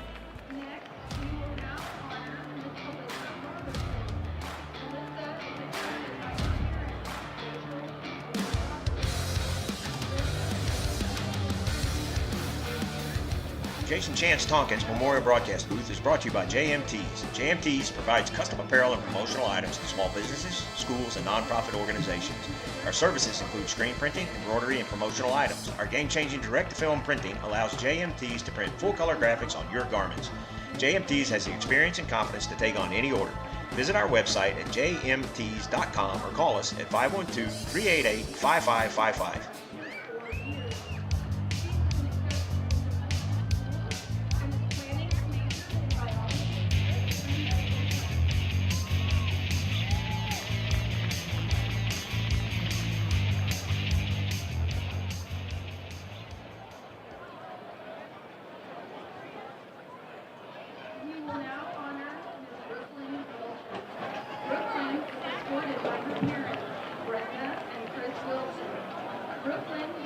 GHS cheerleader for 4 years. She will graduate with her certification in psychology and plans to one day open her own salon.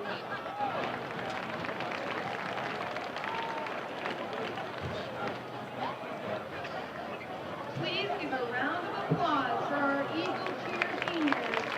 Thank you, thank you.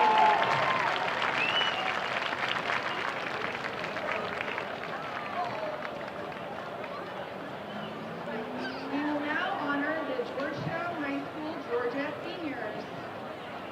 We are honored to begin with the first of our senior Georgettes, Miss Tammy Bailey. Tammy is a 4-year member of the Georgettes.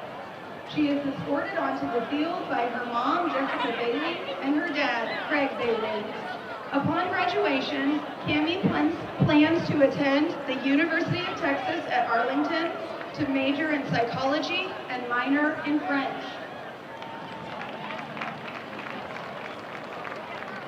Please welcome Miss Trinity Eason. Trinity is a 2024-2025 Georgette Lieutenant. She is escorted by her parents, Miss Tamika Eason and Mr. Norris Eason. Trinity plans to attend Baylor University and study law. And now, please recognize Miss Cherry Heckard. Cherry serves as a manager for Georgette. She is escorted by her grandparents, Yolanda and Glenn Logan. Cherry plans to earn her degree in nursing in hopes of becoming an NICU/NICU nurse. And now, please recognize Miss Kaylee Hawley. Kaylee serves as a manager for Georgette. She is escorted by her mother, Amanda Glazer. Kaylee plans to attend Austin Community College after graduation. Next, we honor Miss Abigail Jones. She serves as a social for Georgette. She is escorted by her mother, Angie, and father, Jimmy Jones. After graduation, she plans to attend Sam Houston University to study criminal psychiatry. Please welcome Miss Maddie Skillman. Maddie is a 2024-2025 Georgette Lieutenant. She is escorted by her parents, Rick and Desiree Skillman, and sister Peyton Skillman. She plans to attend Texas Tech University and major in business. Last but certainly not least, we honor Miss Abby Tull, a 4-year member of the Georgettes and the 2024-2025 Georgette captain. Abby is escorted tonight by her parents Ryan and Brandy Tull and her brothers Tripp and James. After graduation, she plans to attend Texas A&M to study business in hopes of pursuing a career in accounting. Please give a round of applause for our Georgette seniors. Thank you, ladies. We will now honor the seniors of the Georgetown High School Eagle Band and Color Guard. We are honored to begin with Nathan Aker. Nathan plays saxophone, is a drum major, and is escorted by Justin, Angela, Rachel, Sarah, and David Aker. Nathan plans to attend a 4-year university to study math and physics or electrical engineering. Please recognize Sol Ayers-Morawski. Sol plays flute and piccolo, is visual caption head, and is escorted by Sandra and Mike Morawski and Caden Ayers-Morawski. Sol plans to attend a 4-year university to study geophysics and geosciences. We will now honor Callie Brader. Callie plays saxophone and is escorted by Christy Troutman and Glenn Brader. Callie plans to attend a 4-year university to study nursing. Please recognize Kamani Carey. Kamani plays euphonium and is escorted by Isla Jefferson. After graduation, Kamani plans to attend trade school. Please recognize Cecily Castillo. Cecily plays clarinet and violin and is escorted by Josue and Avelina Castillo. After graduating, Cecily plans to attend Texas State Technical College to study electrical engineering. Please recognize Owen Gabauer. Owen plays marimba and oboe and is escorted by Robbie and Kristen Gabauer. Owen plans to attend Texas A&M University to study software engineering. Next, we are honored to recognize Emily George. Emily plays bass clarinet and is escorted by Carol and Chris George. Emily plans to attend Temple College to pursue a degree in art. Please recognize Tessa Heitkamp. Tessa plays tuba and is escorted by Dara and Matthew Heitkamp. After graduation, Tessa plans to attend the University of Hawaii and study environmental architecture and design. Please recognize Adeline Jansen. Adeline plays percussion and piano and is percussion caption head. Adeline is escorted by Katie, Todd, and Crawford Jansen. After graduation, Adeline plans to attend Kansas State University to major in public health with a minor in political science. Please recognize Max Kilnade. Max plays trumpet and is escorted by Sarah and Bobby Stork and Sophia Valentine. After graduation, Max plans to attend trade school to study plumbing. We will now honor Hannah Kahn. Hannah is color guard captain and is escorted by Angie and Matt Kahn. After graduation, Hannah plans to attend Austin Community College. We will now honor Zoe Kriske. Zoe is a drum major and plays clarinet. Zoe is escorted by Jen and Tom Kriske. After graduation, Zoe plans to attend the University of Texas at Austin to major in biology and pre-med. We will now honor Ian McAllister. Ian is a drum major and plays saxophone and trombone. Ian is escorted by Alicia and Robert McAllister. Ian plans to attend Duke University and double major in music and economics. Please recognize Arliss Morgan. Arliss plays percussion and flute and is escorted by Ian and Nick Wright and Mindy Henry. Arliss plans to attend the University of North Texas to study music and psychology and compete as a pole vaulter. Next, we honor Emily Novason. Emily plays percussion and is escorted by Chris, Deanna, and Austin Novason. After graduation, Emily plans to attend Schreiner University to major in forensic science and play soccer. And we welcome you back to the GISD Athletic Complex. Down to the field for escorted by Pam, Johnny, and Ashlyn Ochoa. Jory, turn the mic on. To attend Temple College to study forensic social work. Nothing. We will now honor Ellie Poteet. Ellie plays trumpet and is escorted by Amy, Brett, and Katie Poteet. Ellie plans to attend ACC. Well, to study having some criminal issues justice. with the crowd mic, or the field We mic. now honor June Reed.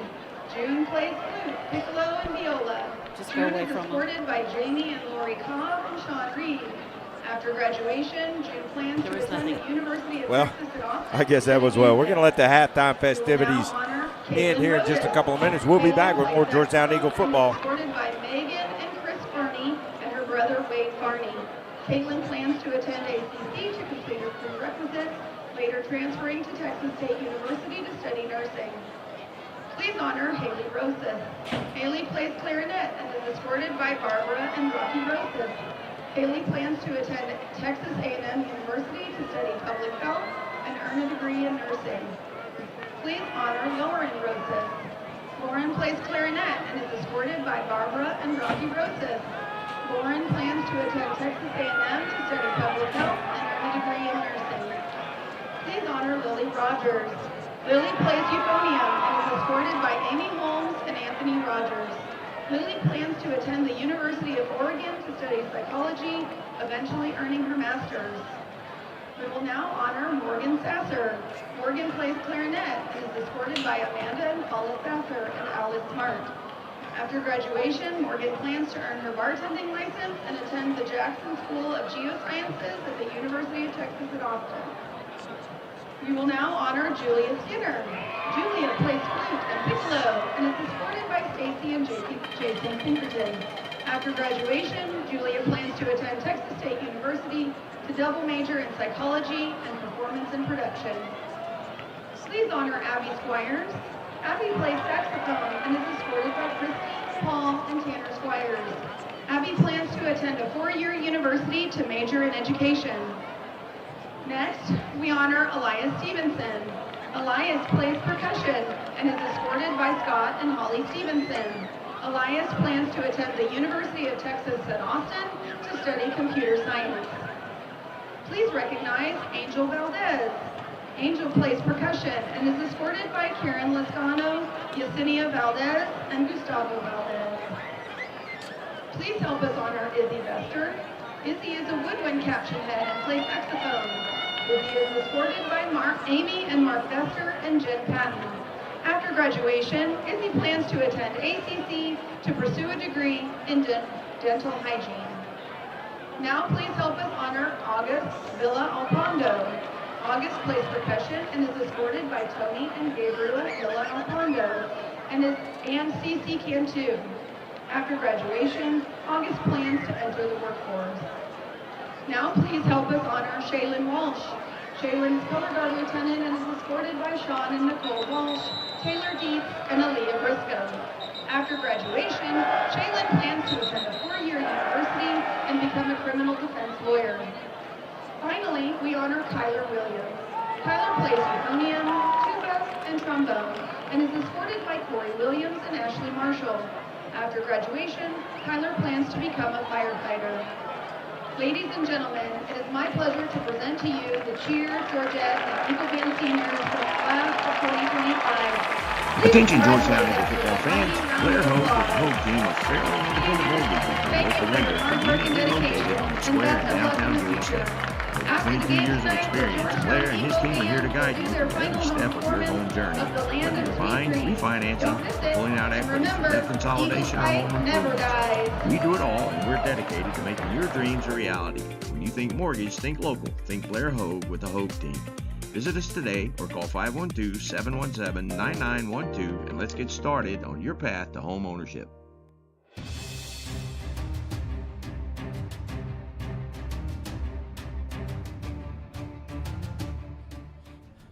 Back live here at Birkelbach Field. It's 51-14.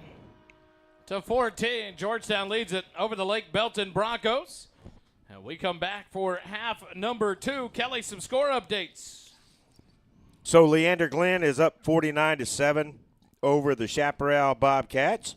And Eastview Patriots are still trailing 15-13. That's in the third quarter.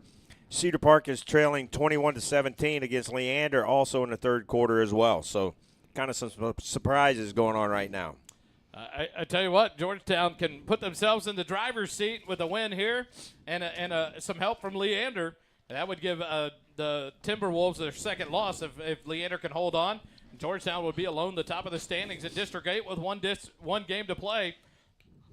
Next Thursday night, we'll be on the road over at Gupton Stadium. Your Eagles will take on the Cedar Park Timberwolves. And so, Jory. Yes, sir. What coach have to say? Well, we got a minute with Coach Griffin earlier when he walked out, and mentality for these guys has got to be 1-0, one play at a time. The first half didn't matter. We just got to keep driving like we did. So you'd love to see it, and that's got to be the mindset for the rest of the year. This team, they're playing at such a high level. They're doing well. But they can't get ahead of themselves. They can't you can't back off. You got to stay on that gas pedal. You got to stay your foot at the throat at all times. And so you'll love to see how they respond here in the second half. You got a big lead to start the second half, and you want them to come out and be ready to go. You'd love to see the defense come out and get a 3-and-out, a stop and no points to get the ball back to this offense. On the break, Holden and I were talking about it. This is a situation where you want Georgetown to come out and continue that rhythm that they had in the first quarter, get through this third quarter, and then maybe start subbing some people. It's the Graham & Sons Farm and Livestock third quarter to kickoff, fielded by Peters, and he's hit and taken down at the 20. Nice play there by Garrett Tickner. And now a late flag comes in from behind the return. Yeah, I think it was number 4 and number 9 out there with a little extracurricular going on. Let's see what they call here. It's an accidental flag that was thrown 25 yards here at Birkelbach Field. So whoops.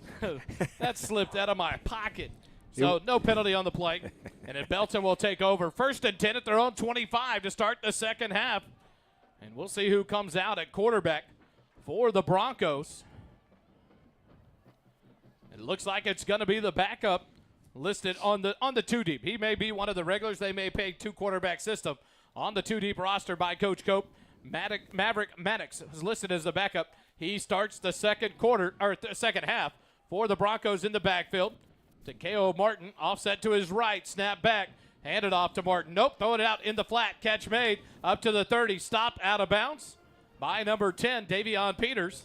And a good gain of 7 yards on first down brings up 2nd and 3 for the Broncos. And you see the Broncos, those short passes can open up something in the middle if they can do it, have enough success with those short passes to draw some of that defensive backfield more towards the receivers and open up some running lanes. So on 2nd and 3, Maddox has 2 receivers left, 1 right.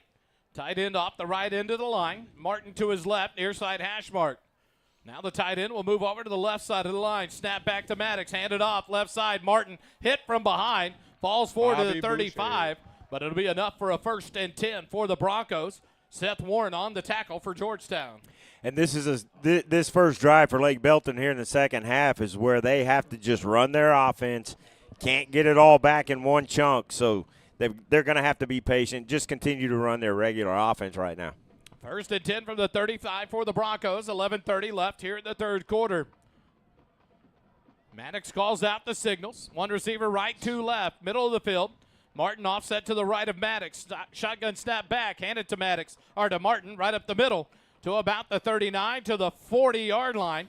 And that's where they'll stack up to K.O. Martin and stop him for a 5-yard gain. Brings up 2nd and 5 for the Broncos. Now this offensive line's getting some push there at the point of attack, and they're able to move the Georgetown defenders off the football and give quarterback some time, give their running back some space to be able to create some issues. Now it's 2nd and 5. Broncos taking their time. In between plays, they don't necessarily huddle up.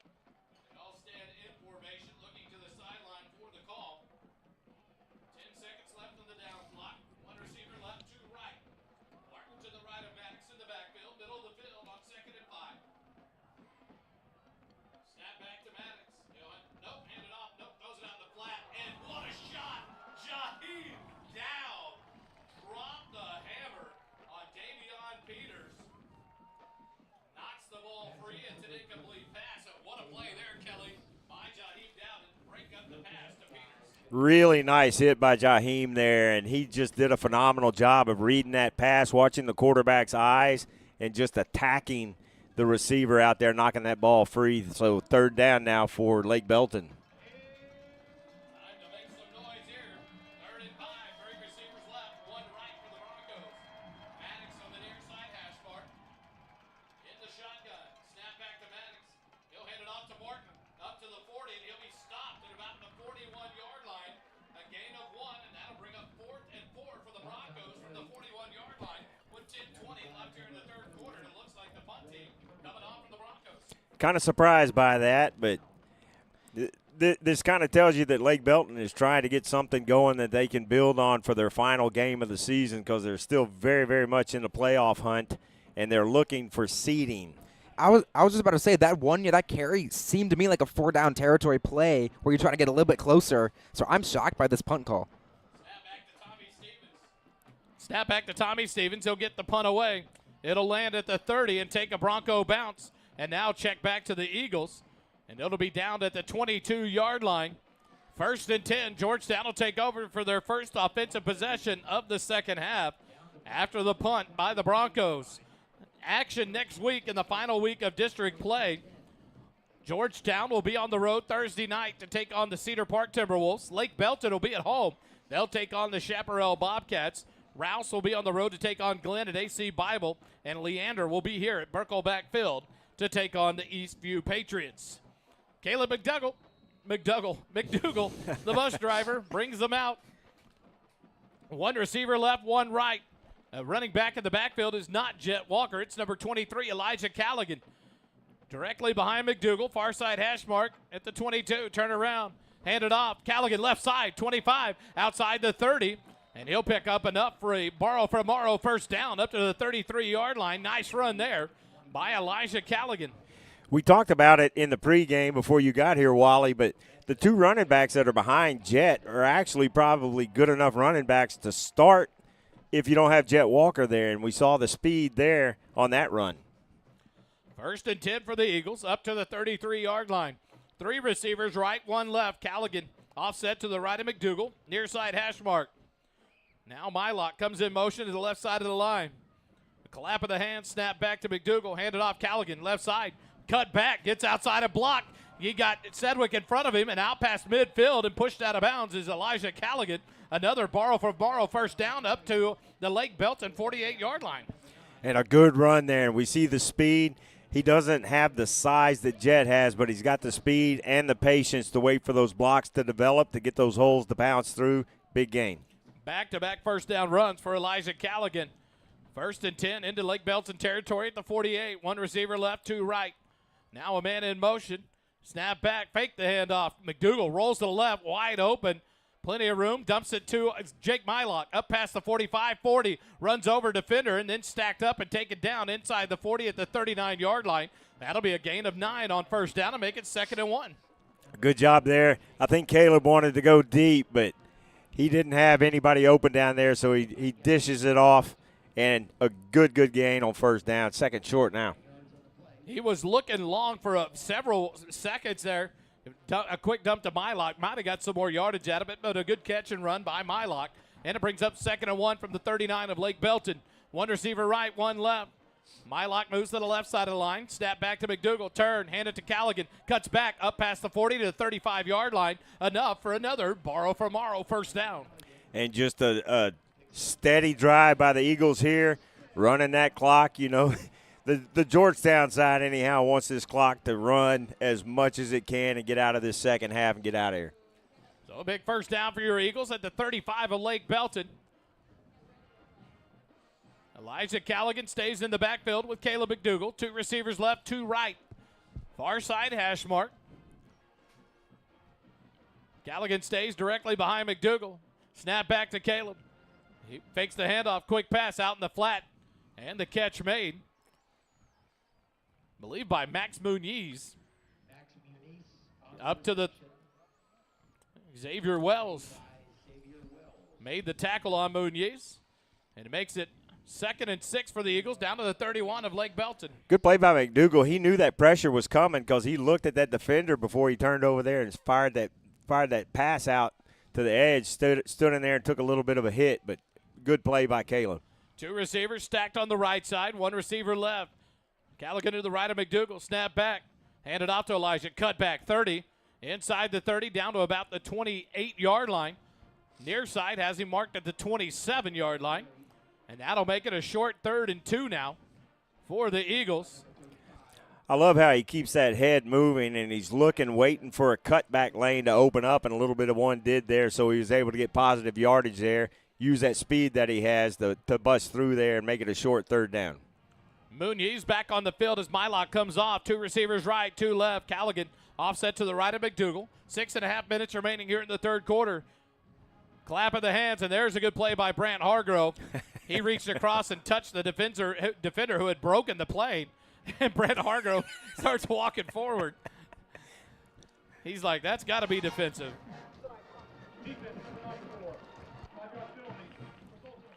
And a good play there by Brant Hargrove. Number 94 jumped.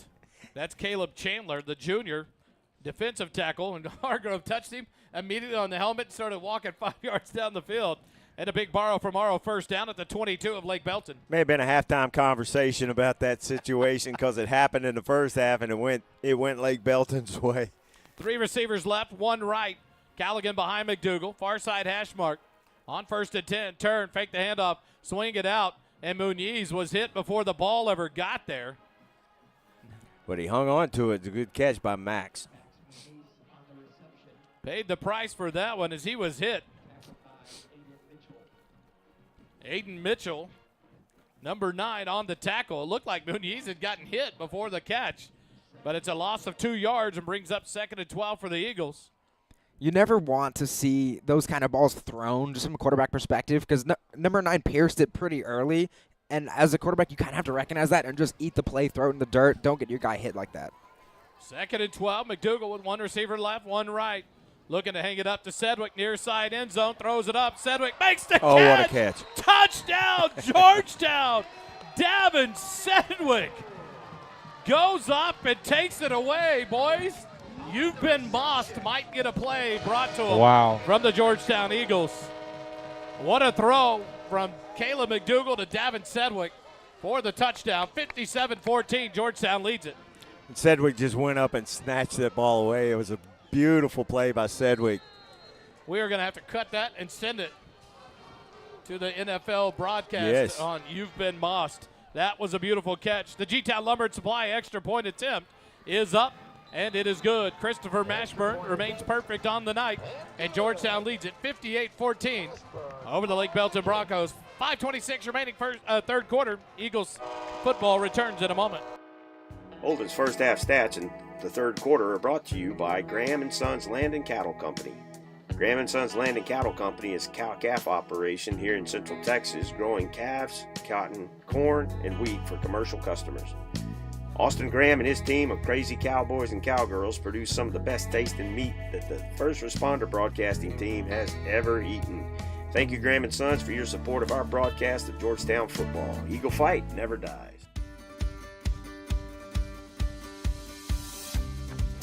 Back live, Birkelbach Field. Jory down on the sideline. What's the mood like and the crowd like here starting the second half? Crowd is still excited, still going strong. These boys down here are super excited. That play on the sideline was something else. What a view we had down here, that's for sure. Holden, the drive summary for the Georgetown Eagles. 8 plays, 78 yards, 4 minutes and 10 seconds come off the clock, and that's Davin Sedgwick's fourth catch, 168 yards, 3 touchdowns. They call for the fair catch inside the 30 at about the 27-yard line, and that's where Lake Belton will take over 1st and 10 for their second possession of the second half.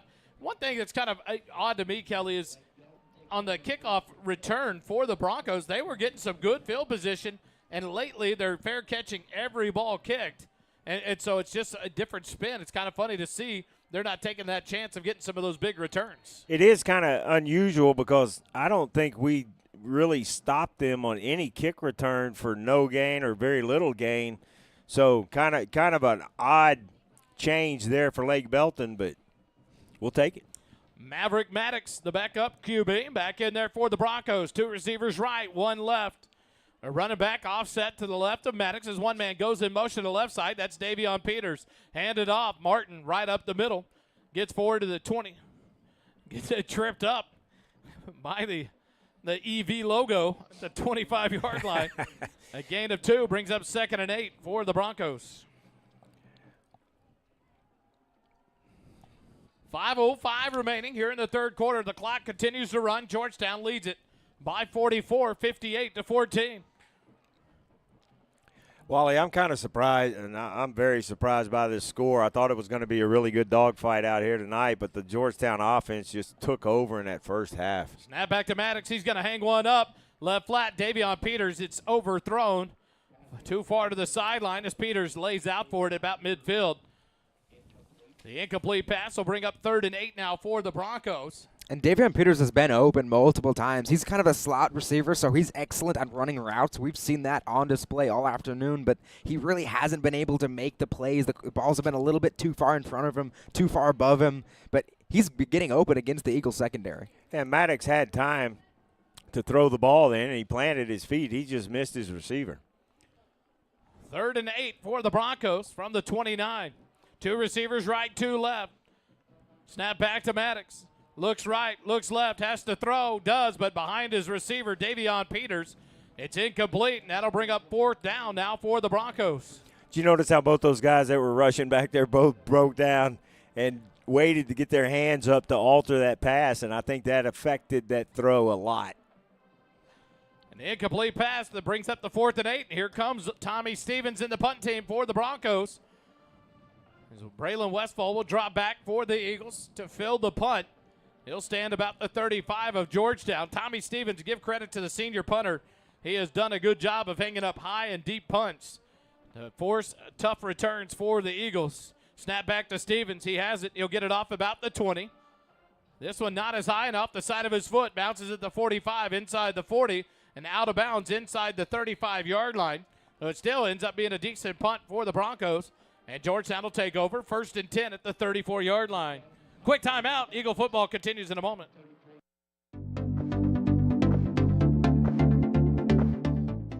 first down sponsor this season is Borrow from Morrow. Borrow from Morrow, our team is dedicated to providing the best mortgage experience possible. We do that by offering easy-to-use mortgage tools, including our handy mobile app, competitive rates, and assistance from an experienced loan officer. Our loan officers understand the local markets, have access to a wide variety of loan programs, and are ready to guide you through the process. Your family, your future, our focus. For your mortgage needs, remember, Matt Morrow, Borrow from Morrow. For more information, visit borrowfrommorrow.com. NMLS 464148.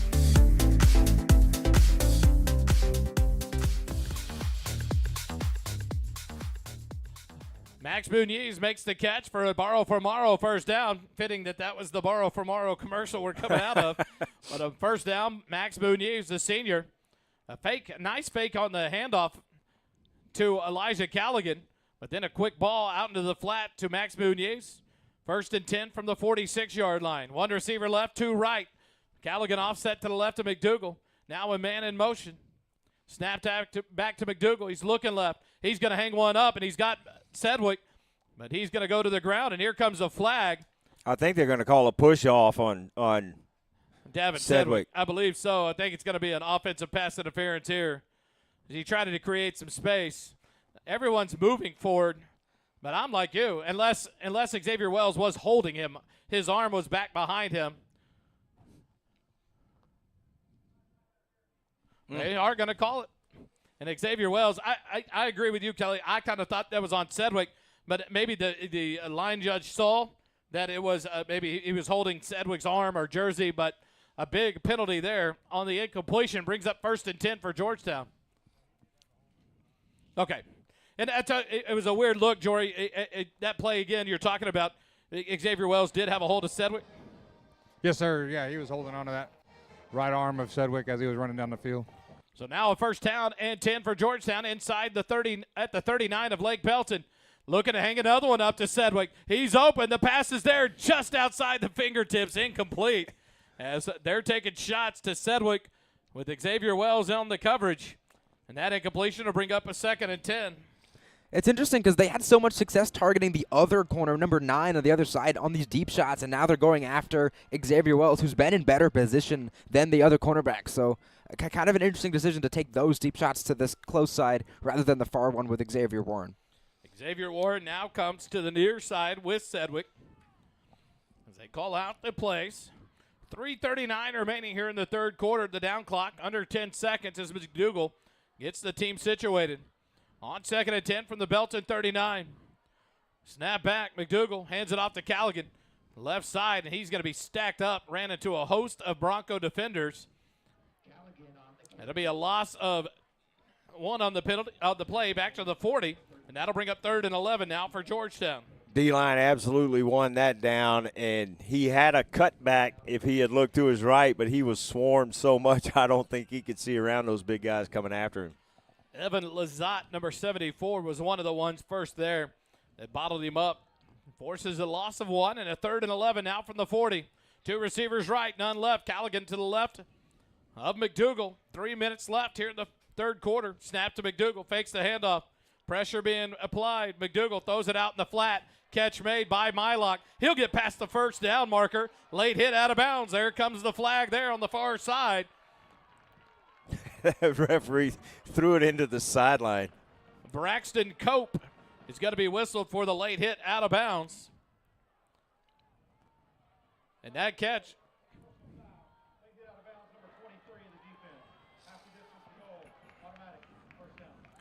So another personal foul on the Broncos. That one costly. A great catch and run by Jake Mylock. He got down that sideline, Kelly, picks up the first down, but then another free 15 yards. It puts it inside the red zone, in the Graham and Sons red zone for a Borrow for Morrow first down at the 12. 2 receivers left, 1 right, snap back. McDougal looks right, was going to hang it in the corner and does, double coverage. And luckily for Georgetown, it's knocked free. It would have been an interception there in the corner. Good defense on the double coverage. And a good job there by number 5, Joshua Mallard. But the ball gets knocked loose, and the incompletion brings up 2nd and 10. It's smart to protect Jet Walker like this and save him, but I sure did want to see him get that 200 mark. And on that last play, the defense did a great job starting to key in on those quick fade balls and then the jump balls into the end zone. They wind up double covering that one. Lucky Georgetown still has the ball. 2nd and 10, a man in motion to the near side. Fumble on the exchange between McDougal and Callaghan. And Caleb McDougal will fall on it back to the 15-yard line, and now it's going to be 3rd and 13 for Georgetown. 2.5 minutes remaining as the clock continues to run here in the third quarter. That's a little inexperience back there on that exchange, not necessarily on McDougal's part, but on the running back's part. He hadn't had a whole lot of snaps in several weeks, so not quite used to the exchange and what was going on there. And it looked kind of like an RPO almost, but. So the loss of 3 brings up 3rd and 13 from the 15-yard line. Georgetown can't get a first down inside the 2. Snap back to McDougal. Fakes the handoff, throwing it up in the corner, the route by Xavier Warren, and he plays defense. But it's going to be picked off in the end zone, Xavier Wells. Nice play there by Xavier Wells. It was overthrown a little bit. Xavier Warren tried to knock it loose, and I think Wells tipped it to himself and makes the interception, so the Eagles turn it over. What'd you see down there, Jory? Yeah, you called it right. Xavier Warren had his fingertips on it, and then Wells tipped it to himself and fell right on the end zone line. Close play. So the Broncos will take over on the touchback on the interception thrown by McDougal. Only his 3rd interception of the year, correct, Holden? Yeah, 3 interceptions now on the year to 25 touchdowns. So you gotta like those numbers out of your sophomore quarterback, but right there, you're up 58-14. You expect maybe the running game's got to come back and take over here in the end of the third quarter and in the fourth quarter. Snap back, Maddox hands it off. Cut back at about the 25, up to about the 28-yard line. Nice run there by number 4, Kellen Scarborough. And they'll bring up a short 2nd and 1 for the Broncos. Honestly, most of the success that the Broncos have had running the football has been right between the tackles, right at this Georgetown defense, and seemed like they got away from that a little bit. But, again, another good run right up the gut. Number 4, Kellen Scarborough, the senior, in the backfield. A lot of the 2s in the defense for Georgetown. Maddox hands it off. Scarborough back up the middle. Follows his blockers. Breaks the tackle. Gets a block out there on the outside. Hit and stopped in at about the 39-yard line. A big run. Brings up a first down for the Broncos. And good start to this drive for the Broncos, and we see that success they've had running the ball, but that clock is also running as well, and time is ticking down here in the third quarter. 1 minute, 9 seconds remaining. And the clock will start once they set the chains. Clock should have started once they set the chains. It's on a first down. Here we go. Nope, clock is not running for some reason. There it is. There, the official finally caught it. Snap back. Maddox hands it off. Stop. Reset. Follow the blockers, and he falls forward 5 yards, 6 yards. They'll mark him at the 43 now. They back it up a yard. But a gain of 4 there by Scarborough. And then bring up 2nd and 6, but a man down for the Broncos on the field. Here comes the training staff, and we'll take a quick timeout. 47 seconds remaining. Georgetown football continues in a moment. Hey, Georgetown, there's a new place to eat breakfast, lunch, or dinner, and it's on the beautiful square in downtown. It's Goldberger Diner. When you walk into this 50s-style diner, you're greeted with a smile, greeted like your family. Sit at the counter, a table, or a booth and get ready for an old-fashioned dining experience like no other in Georgetown. Enjoy tasty breakfast or come later for a burger, chicken, fried steak, or even the Southern classic liver and onions. There's so much to choose from. Goldberger Diner is located at 109 West 7th Street in downtown.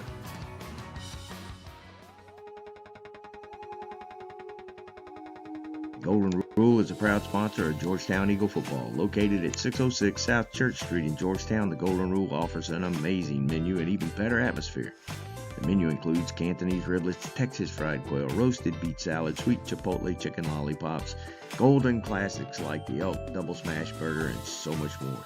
Need a room for a group? The Golden Corral can accommodate up to 60 people in a private room.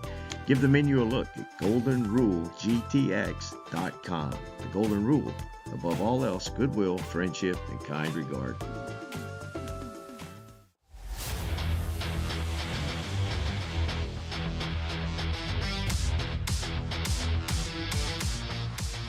Back out of the timeout for the injury. Brett Harmon, the senior center for the Broncos, walks off gingerly. Throw out in the flat is incomplete for the Broncos. Pressure applied to the backup quarterback, Maverick Maddox. The incompletion brings up 3rd and 6, and number 66 for the Broncos, Caleb Loper, the right tackle, has to come out after his helmet was knocked off. So a big 3rd down here for the Georgetown defense with 32 seconds remaining in the 3rd quarter. I think that last play was supposed to be a run, but the fumbled snap kind of botched it. It might have been like a run with a pass tag, but either way, the running back looked like he wanted a handoff, and the botched snap threw off all the timing. 2 receivers right, 2 left. Maverick pressure applied. It's going to be a screen, and it's overthrown. Takeo Martin was open and had a couple of big men out in front of him, but the pressure applied got there quicker than Maddox thought, and the incompletion brings up 4th and 6, and another punt coming from the Broncos. He tipped that ball, and I thought Cooper Worsham had a chance at an interception there, and I think Worsham thought he had a chance at an interception, but not quite to him. Tommy Stevens on the night. This will be his 5th punt. Holden, what's he got so far? So far, 4 punts for 44 and a long of 60 yards, aided by a bounce, but you still got to give credit. He's got quite a leg. Stevens stands at his own 30. The snap is low. He gets it, gets the punt off about his own 25. Low line drive, bounces at the Georgetown 30, takes the Bronco roll inside the 25, and that's where it'll be downed at about the 25-yard line, make it the 24-yard line, and Georgetown will take over with 17 seconds remaining here in the 3rd quarter. Quick timeout. Eagle football continues in a moment.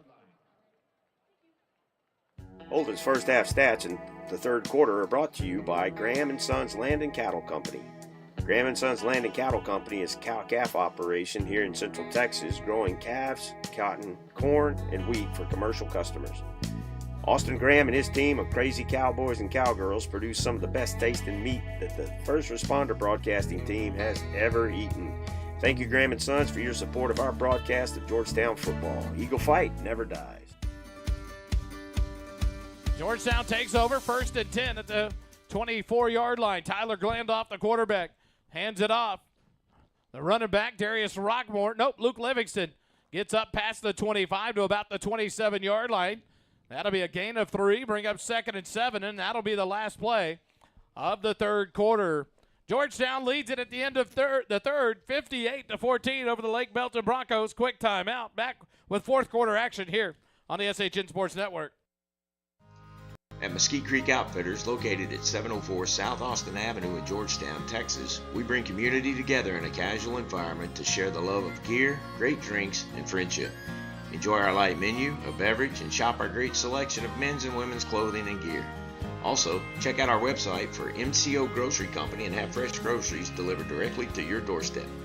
Visit the Mesquite Creek site at www.mesquite.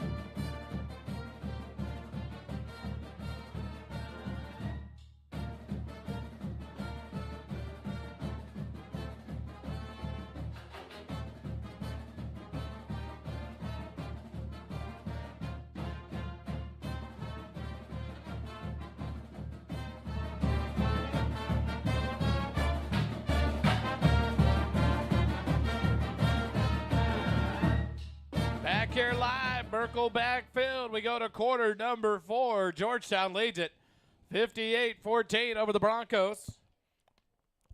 Tyler Glandorf, the backup quarterback for your Eagles, in there. For the Georgetown Eagles, Luke Livingston in the background. 2nd and 7 from the 27-yard line. Far side hash mark, 1 receiver left, 2 right. Livingston directly behind Glandorf. Shotgun formation. Snap back. Glandorf hands it. Livingston. Stutter step right up the middle. Past the 30. Breaks the tackle and gets enough for a borrow from Morrow.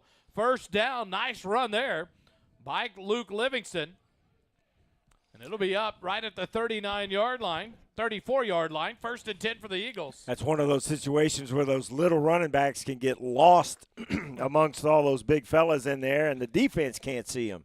He got in there. I tell you what, Luke is quick, but he is a little guy. But, boy, he did get lost in the big trees down there and make a nice run to pick up 7 yards. Turn, hand it to him again. This side has to get outside, cuts back, but going to be stacked up and driven backwards.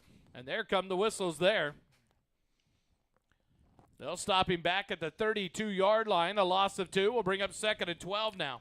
They did not lose sight of him that time. They found him. Darius Rockmore now in the backfield for the Eagles. Was that him on the carry, Jordan? No, that was Livingston on the last carry. Okay. So Luke Livingston was on the carry, and now Darius Rockmore, the sophomore, in for the Eagles. 6'1", 175-pound running back. One receiver left, two right here on 2nd and 12. Max Muniz in motion, snap back, Glandorf hands it to Rockmore, gets outside, near side, 40, 45, 50, runs past the defender down the sideline and pushed out of bounds well into Belton territory, down about the 30. Kind of an Olay type tackle there attempt by number 6, Bryce Davis. And that allowed Darius Rockmore about 20 more yards. Little swing and a miss on trying to knock him out of bounds, and he was able to gain a little bit of extra yards. Not much effort on that attempted tackle out there. That was like Aaron Judge in the World Series-esque swing and a miss. Man, the Dodgers and Yankees, I was pulling for the natural disaster. 1st and 10, a borrow from Morrow, first down into Lake Belton territory, down to the 29-yard line on a big first run by Darius Rockmore. Snap back to Glandorf, near side hash mark with one receiver right, one left, turns, quick pass out in the flat, catch by Regan Terosian, up to about the 30-yard or 25-yard line. That'll be a gain of 4, bring up 2nd and 6 now for the Eagles. Score checkup, Kelly? So Cedar Park and Leander, Cedar Park has the lead 32-31, but about 4 or 5 minutes left in the fourth quarter. Glandorf gets a snap back, hands it to Rockmore, stutter step, gets outside, cuts it back up past the 25, 24, drives forward, and the pile moves all the way forward to the 21-yard line.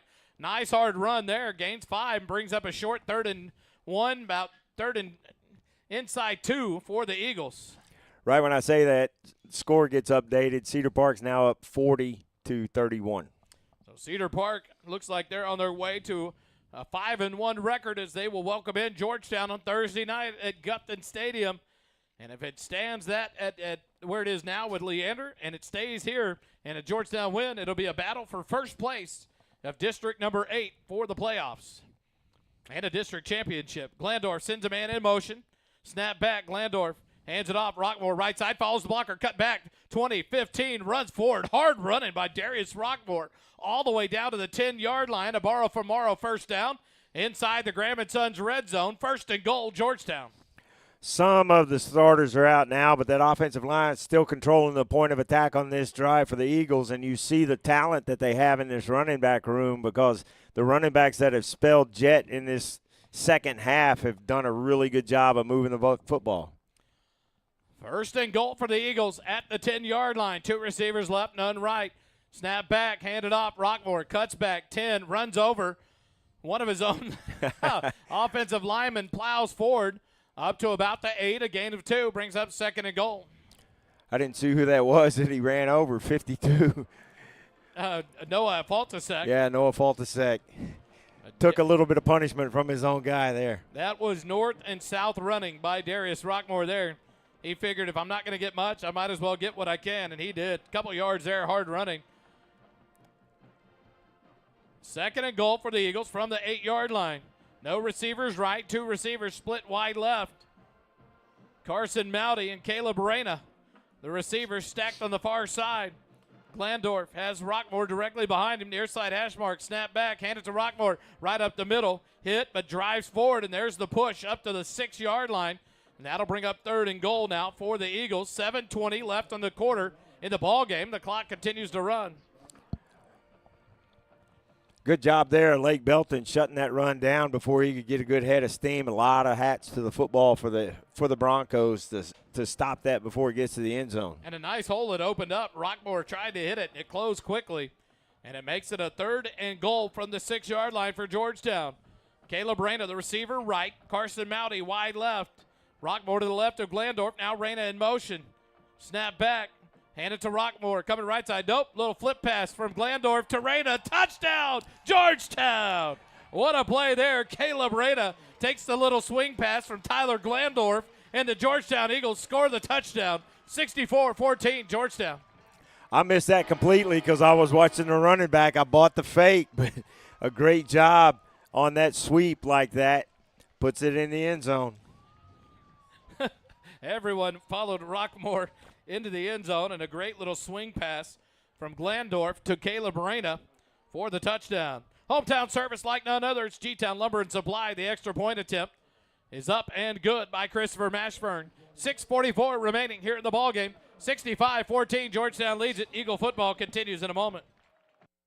Struggling with addiction or know someone who is? There's light at the end of the tunnel, and it shines bright at the Oak Ridge Disciple House. As a 501c3 Christian ministry, they are dedicated to helping men aged 18 and older rebuild their lives free from the chains of drug and alcohol addiction. Be reminded, there's always hope, always a new beginning. Discover your fresh start with the Oak Ridge Disciple House. Proud supporters of Georgetown Eagle football, because just like the Eagles, the fight at Oak Ridge never dies. Find out more at oakridgedisciplehouse.com.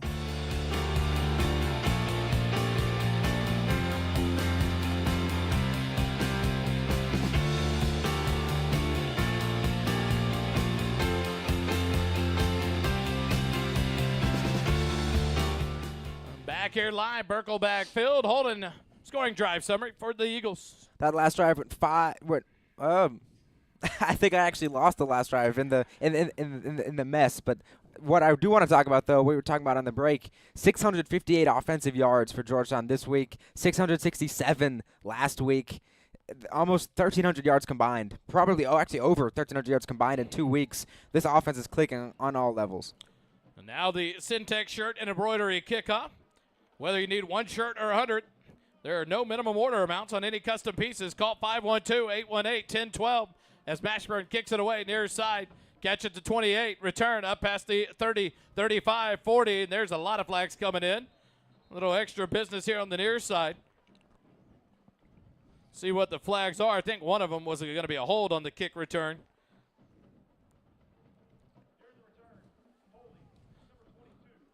That would be Gavin Stewart. Called for the holding on the return. That'll bring back up the Broncos, and they'll start 1st and 10 with 6 minutes, 40 seconds remaining in the ball game. And they'll have the ball inside their own 35 down to the 31-yard line to start the possession here in the fourth quarter. Referees on the other side of the field feel left out because everybody tossed their hankies over on this side. I do now have the scoring drive summary. Sorry for the delay. 10 plays, 76 yards, took 5.5 minutes. Eating up the clock to get out of here tonight with another W. The Eagles will improve to 8-1 if they can hold on here with 6 minutes, 40 seconds remaining. Only up 51 points. Handed off.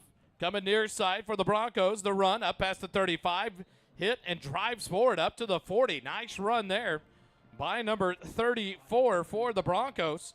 They're going past the two deep chart. So we go to the roster. Nice run there by Michael Gonzalez, the senior running back. A gain of 9. Nope, they'll give him 10 on the carry up to the 41. 1st and 10 for the Broncos. Maddox, the quarterback. 2 receivers right, 1 left. Gonzalez stays the running back in the backfield. Georgetown will go to 8-1 on the year, 5-1 in district. Headed into Cedar Park on Thursday night. Snap back to Maddox, turn, handed off to Gonzalez. Left side, hit and taken down at about the 44, making the 45-yard line, a gain of 4. And that'll bring up 2nd and 6 now for the Broncos.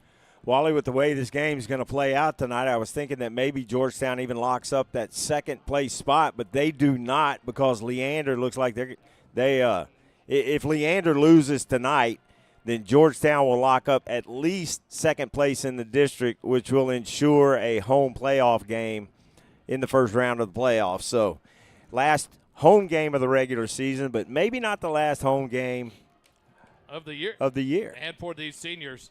2nd and 6 for the Broncos. Snap back to Maddox, handed off. Gonzalez, right side, slips past the tackle and drives forward. A gain of about 4 up to the 49-yard line, and that'll bring up 3rd and 2 now for the Broncos. 5:09 remaining here in the ballgame. The clock continues to run. Lake Belton's kind of buffing their stats here in garbage time, but on the day, 23 carries, 83 yards, 3.6 average, and Lake Belton came into this game averaging over 220 yards on the ground.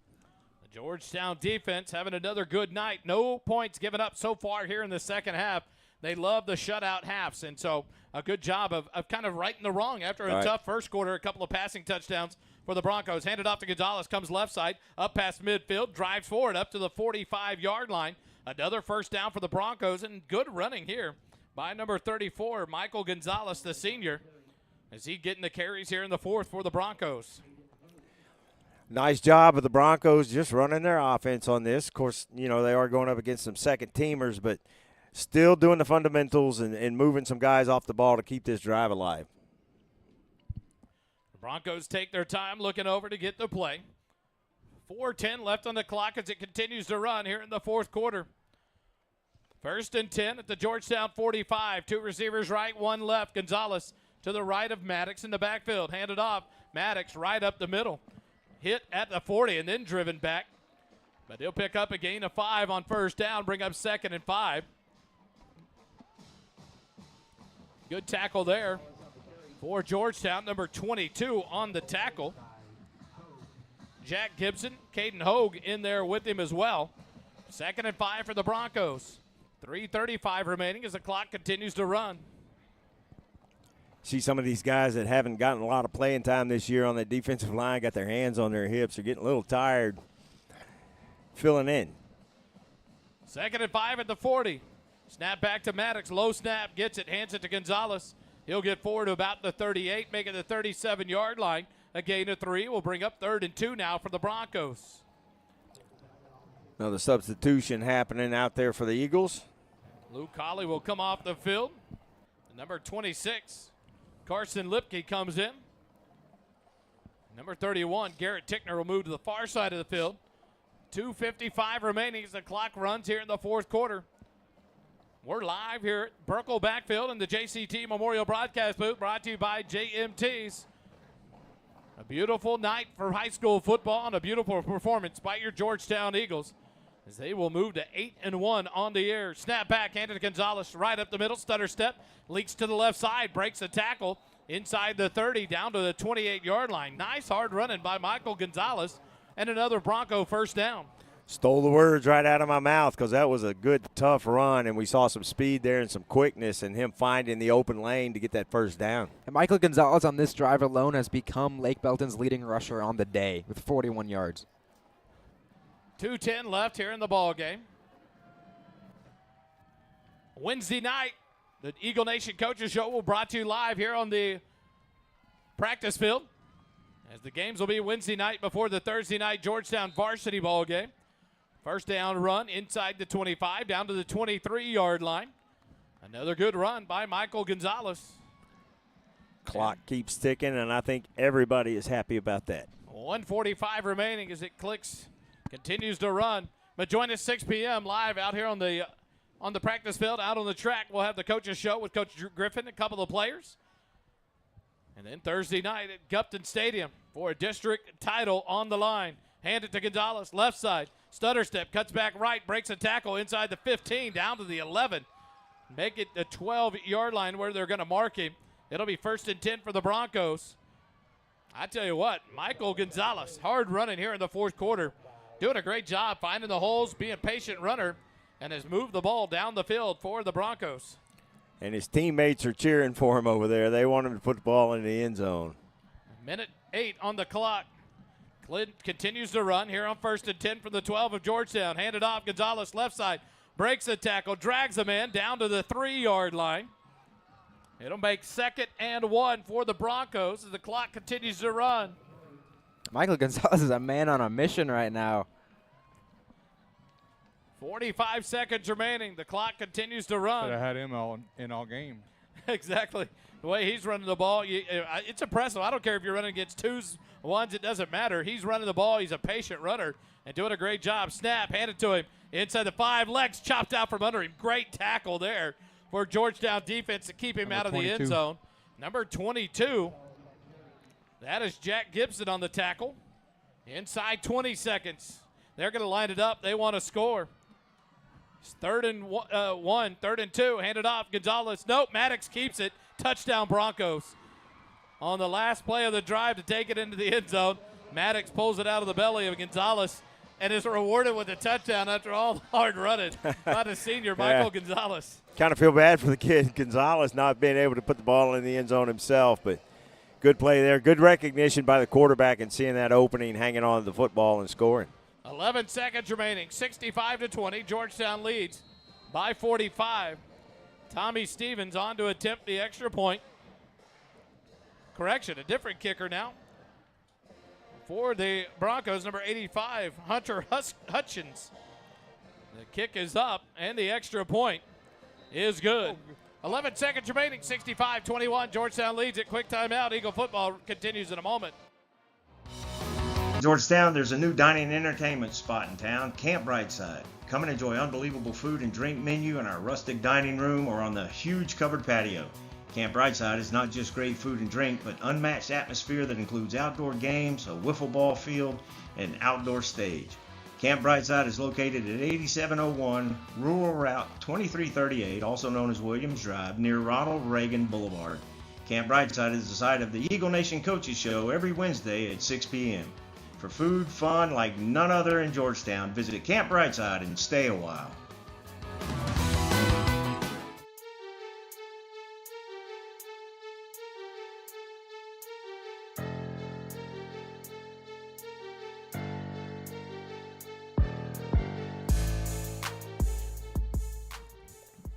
The Broncos will get ready to kick it off. The kickoff will be brought by number 19, Austin Robello. 11 seconds remaining here in the ball game. It's Cedar Park pulling away from Leander.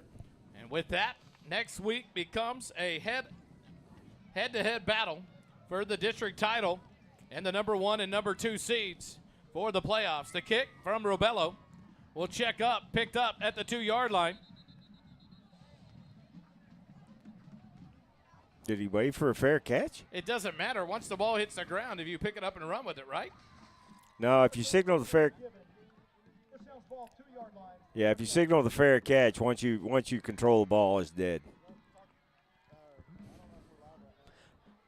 I think there's a rule, maybe in college, the NFL, where if you fair catch before the 20-yard line, it's considered a touchback. I guess that that's not extended to the high school level. I'm not totally sure on the rule discrepancies between the two leagues. It is. Yeah. But that's why I don't understand why they're putting it at the 2-yard line. If they're going to say it was a fair catch, then when he picked it up, it's dead. It goes to the 25-yard line. So I don't know. Georgetown will have it. Yeah, like this. And so it'll be 1st and 10 as Lindstetter comes out. And the Eagles will have to run a play. And they didn't have enough guys. Somebody's coming in late. Caleb Branda comes split wide right. The Eagles are going to have to run the ball to get it out of the end zone for the last play of the game. A man in motion. Snap back to Lindstetter. Heads it off. Luke Livingston right side. He's hit, bounces off a tackle. Outside the numbers to the 10, 15, 20, 25, 30. Livingston off to the races and thrown down as the clock expires up at the 35-yard line. A big 33-yard run by Luke Livingston to end the ballgame. And Georgetown is victorious. 65-21. Georgetown wins it by 44 over the Lake Belton Broncos. Lake Belton falls to 6-3 on the year, 4-2 in district play. And the Georgetown Eagles improved to 7-1 and 5-1 in district play. Now it becomes fundamental. Thursday night is a battle for a district championship and the number 1 seed with the Cedar Park Timberwolves, Kelly. And Cedar Park and Georgetown have developed a rivalry through the years, and now we can talk about it. And both these teams consider the other rivals, so it's going to be a very, very interesting ball game over at Gupton Stadium next Thursday. So now we'll try to get an interview with Coach Chuck Griffin down on the field with Jory and Dave and talk about his first thoughts after a big win here at home to solidify the first or second seed in the playoffs, because now Lake Belton, whoever loses next week between Georgetown and Cedar Park, if Georgetown loses, they will be the 2 seed. They'll have the tiebreaker over Lake Belton. If Cedar Park loses, they will lose second place and drop to 3rd because they lost to Lake Belton. Right. So it'll be a battle there to see who goes. Yes, we can hear you. We can hear you, Jory. All right, good. Just want to make sure we're ready for Coach. So the Eagles are victorious, 65-21 here at Birkelbach Field. And a big night for Georgetown. Any other, Kelly, I don't know if you have them pulled up, the final scores around the district for your Eagle opponents, Eagle teammates. Yeah, let's do a little refresh on this. Glenn just absolutely throttled the Chaparral Bobcats 56-7. And then Eastview is going to fall to Rouse. Scores currently 29-19, but that game is near the conclusion. 47-31 now, Cedar Park over the Leander Lions. So with that loss, Eastview will be eliminated from the playoffs as they will fall to 2-4 in district. Rouse will improve to 4-2. Leander will drop to 3-3. And so Georgetown, Eastview, the Patriots are eliminated from the playoffs with the Chaparral Bobcats and the Glen Grizzlies. So it'll be interesting to see what happens. You've got 5 teams vying for a playoff spot. Rouse next week plays at Glen. Leander will need a loss from Rouse to be able to battle there for a playoff seeding, but that'll all be worked out through the week. No matter what really affects Georgetown is Thursday night, Gupton Field, it's a district championship on the line for this Eagle team. It really is, and that's exactly what these kids were fighting for after that loss against Leander. They really, really bounced back, and a little bit of head scratching about that loss to Leander. But if Georgetown can beat Cedar Park next week, then that is completely irrelevant, and that district title is within their grasp.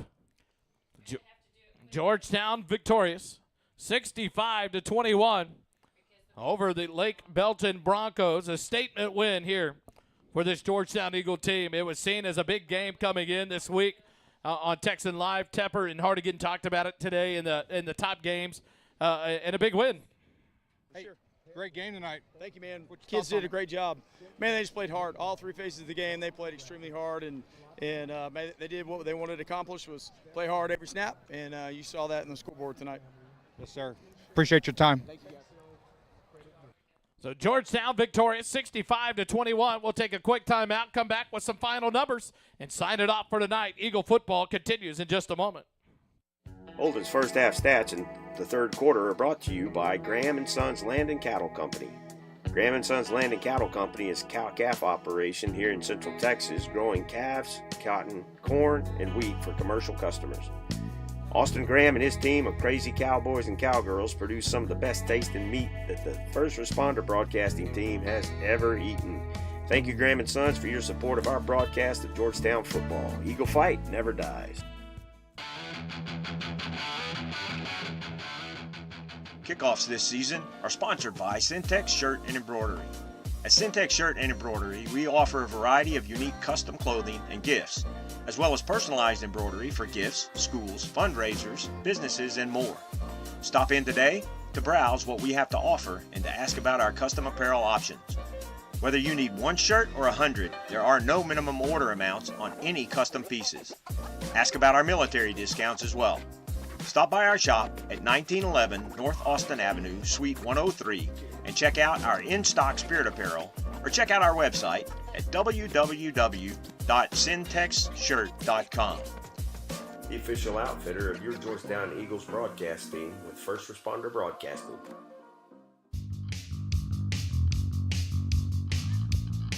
Back here live, Birkelbach Field. We'll try to wrap this up as quick as we can. The Georgettes and the band will perform intermittent, so we'll go live to that camera and bring you the sound here in just a minute. Holding some final numbers for Georgetown tonight. What I want to focus on is someone that we didn't really talk a lot about, which was Jet Walker. He had a dominant first half, 15 carries, 183 yards, and 4 more touchdowns to his total. But he did not play in the second half, so we kind of drifted our focus to the other guys who were contributing, specifically Davin Sedgwick. 4 catches, 168 yards, 3 scores, and I would also say this was probably McDougal's best game. Besides the 1 error in the end zone, the interception, 16 of 23, 366 yards, and 3 scores, and he's really ironing out the kinks of these deep ball throws, these one-on-one shots with the playmakers outside. This offense is dominating on every level. What was the total yardage again? Total yardage for the day of Georgetown is 691. That last run by Luke Livingston took us over last week's total. So it should be another school record on a most yards offensively in the ball game on back-to-back weeks. This offense clicking well here in a big victory, 65-25 over the Lake Belton Broncos. Kelly, your final thoughts. Let's wrap this one and bring the fans what they want. The band. We'll bring them the band. Really complete ball game by the Eagles tonight, and they are set up well for next Thursday's battle against the Timberwolves. Holden, your final thought? It's kind of the same as Kelly. Next week, everything's on the line. I don't think these kids would have it any other way. They've had this game circled ever since the schedule got released. Ending the season at Cedar Park. We know the rivalry. We know the history. It's going to be a big-time game. My excitement looking forward to next week, a fresh Jet Walker. Yes. He did not play the second half. He gets time to heal in a Thursday night game, a short turnaround. How healthy is this team going into the final week of the season? Find out Wednesday night, Eagle Nation Coaches Show live here on the practice field. We'll be live with Coach Griffin, some players. Bring you the Coaches Show live here while action goes on behind us. The JV on the field here Wednesday night next week. Come join us live at Georgetown High School. And then we'll be on the road Thursday night at Belton Field to take on the Cedar Park Timberwolves to try to take home a District 8 title. The Georgetown Lady Eagles, victorious tonight. They take the #1 seed into the playoffs as co-champions of District 23. Congrats to the Lady Eagles, and congrats to your Georgetown Eagles on a big win here tonight over Lake Belton, 65-21. For all of our crew here, we'll wrap it up quick. It doesn't cost you a dime to be kind. Live Like Knox. Visit the Live Like Knox Foundation and learn all about the young life of a young man killed tragically in an ATV accident just 6 short months ago. This year, he lived more kindness in his short life than a lot of us ever dream of being able to live. Live like Knox. Be kind to someone each and every day. Thanks for joining us. The Eagles are victorious. Good night, everybody. Thank you, ladies and gentlemen. The Georgettes are under the direction of Mrs. Crystal Brackett.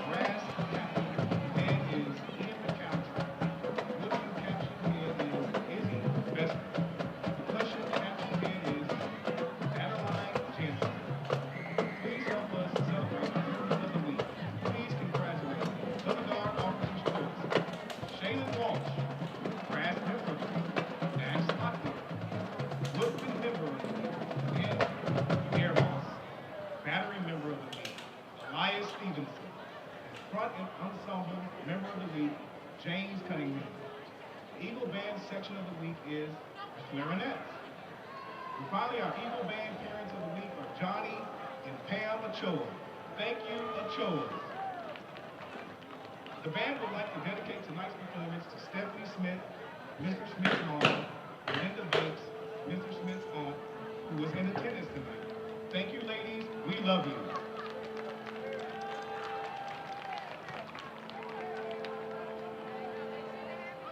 The Georgetown High School Eagle Marching Band and Color Guard will now perform their 2024 competition show, The Land of Sweet Dreams. The Eagle Band will be competing in the U.S. Band Central Texas Championship November 9th at Kelly Reeves Athletic Complex. The band performs at 2 p.m. Prelims.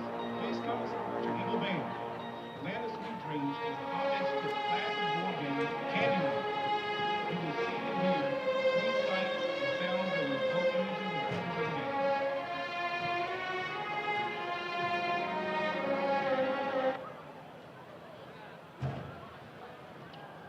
The Land of Sweet Dreams features soloists Lily Rogers, Nathan Aker, Izzy Vester, Callie Bretter, Ian McAllister, and Max Kilman. Please sit back, relax, and enjoy the sights and sounds of the Georgetown Eagle Marching Band and Color Guard.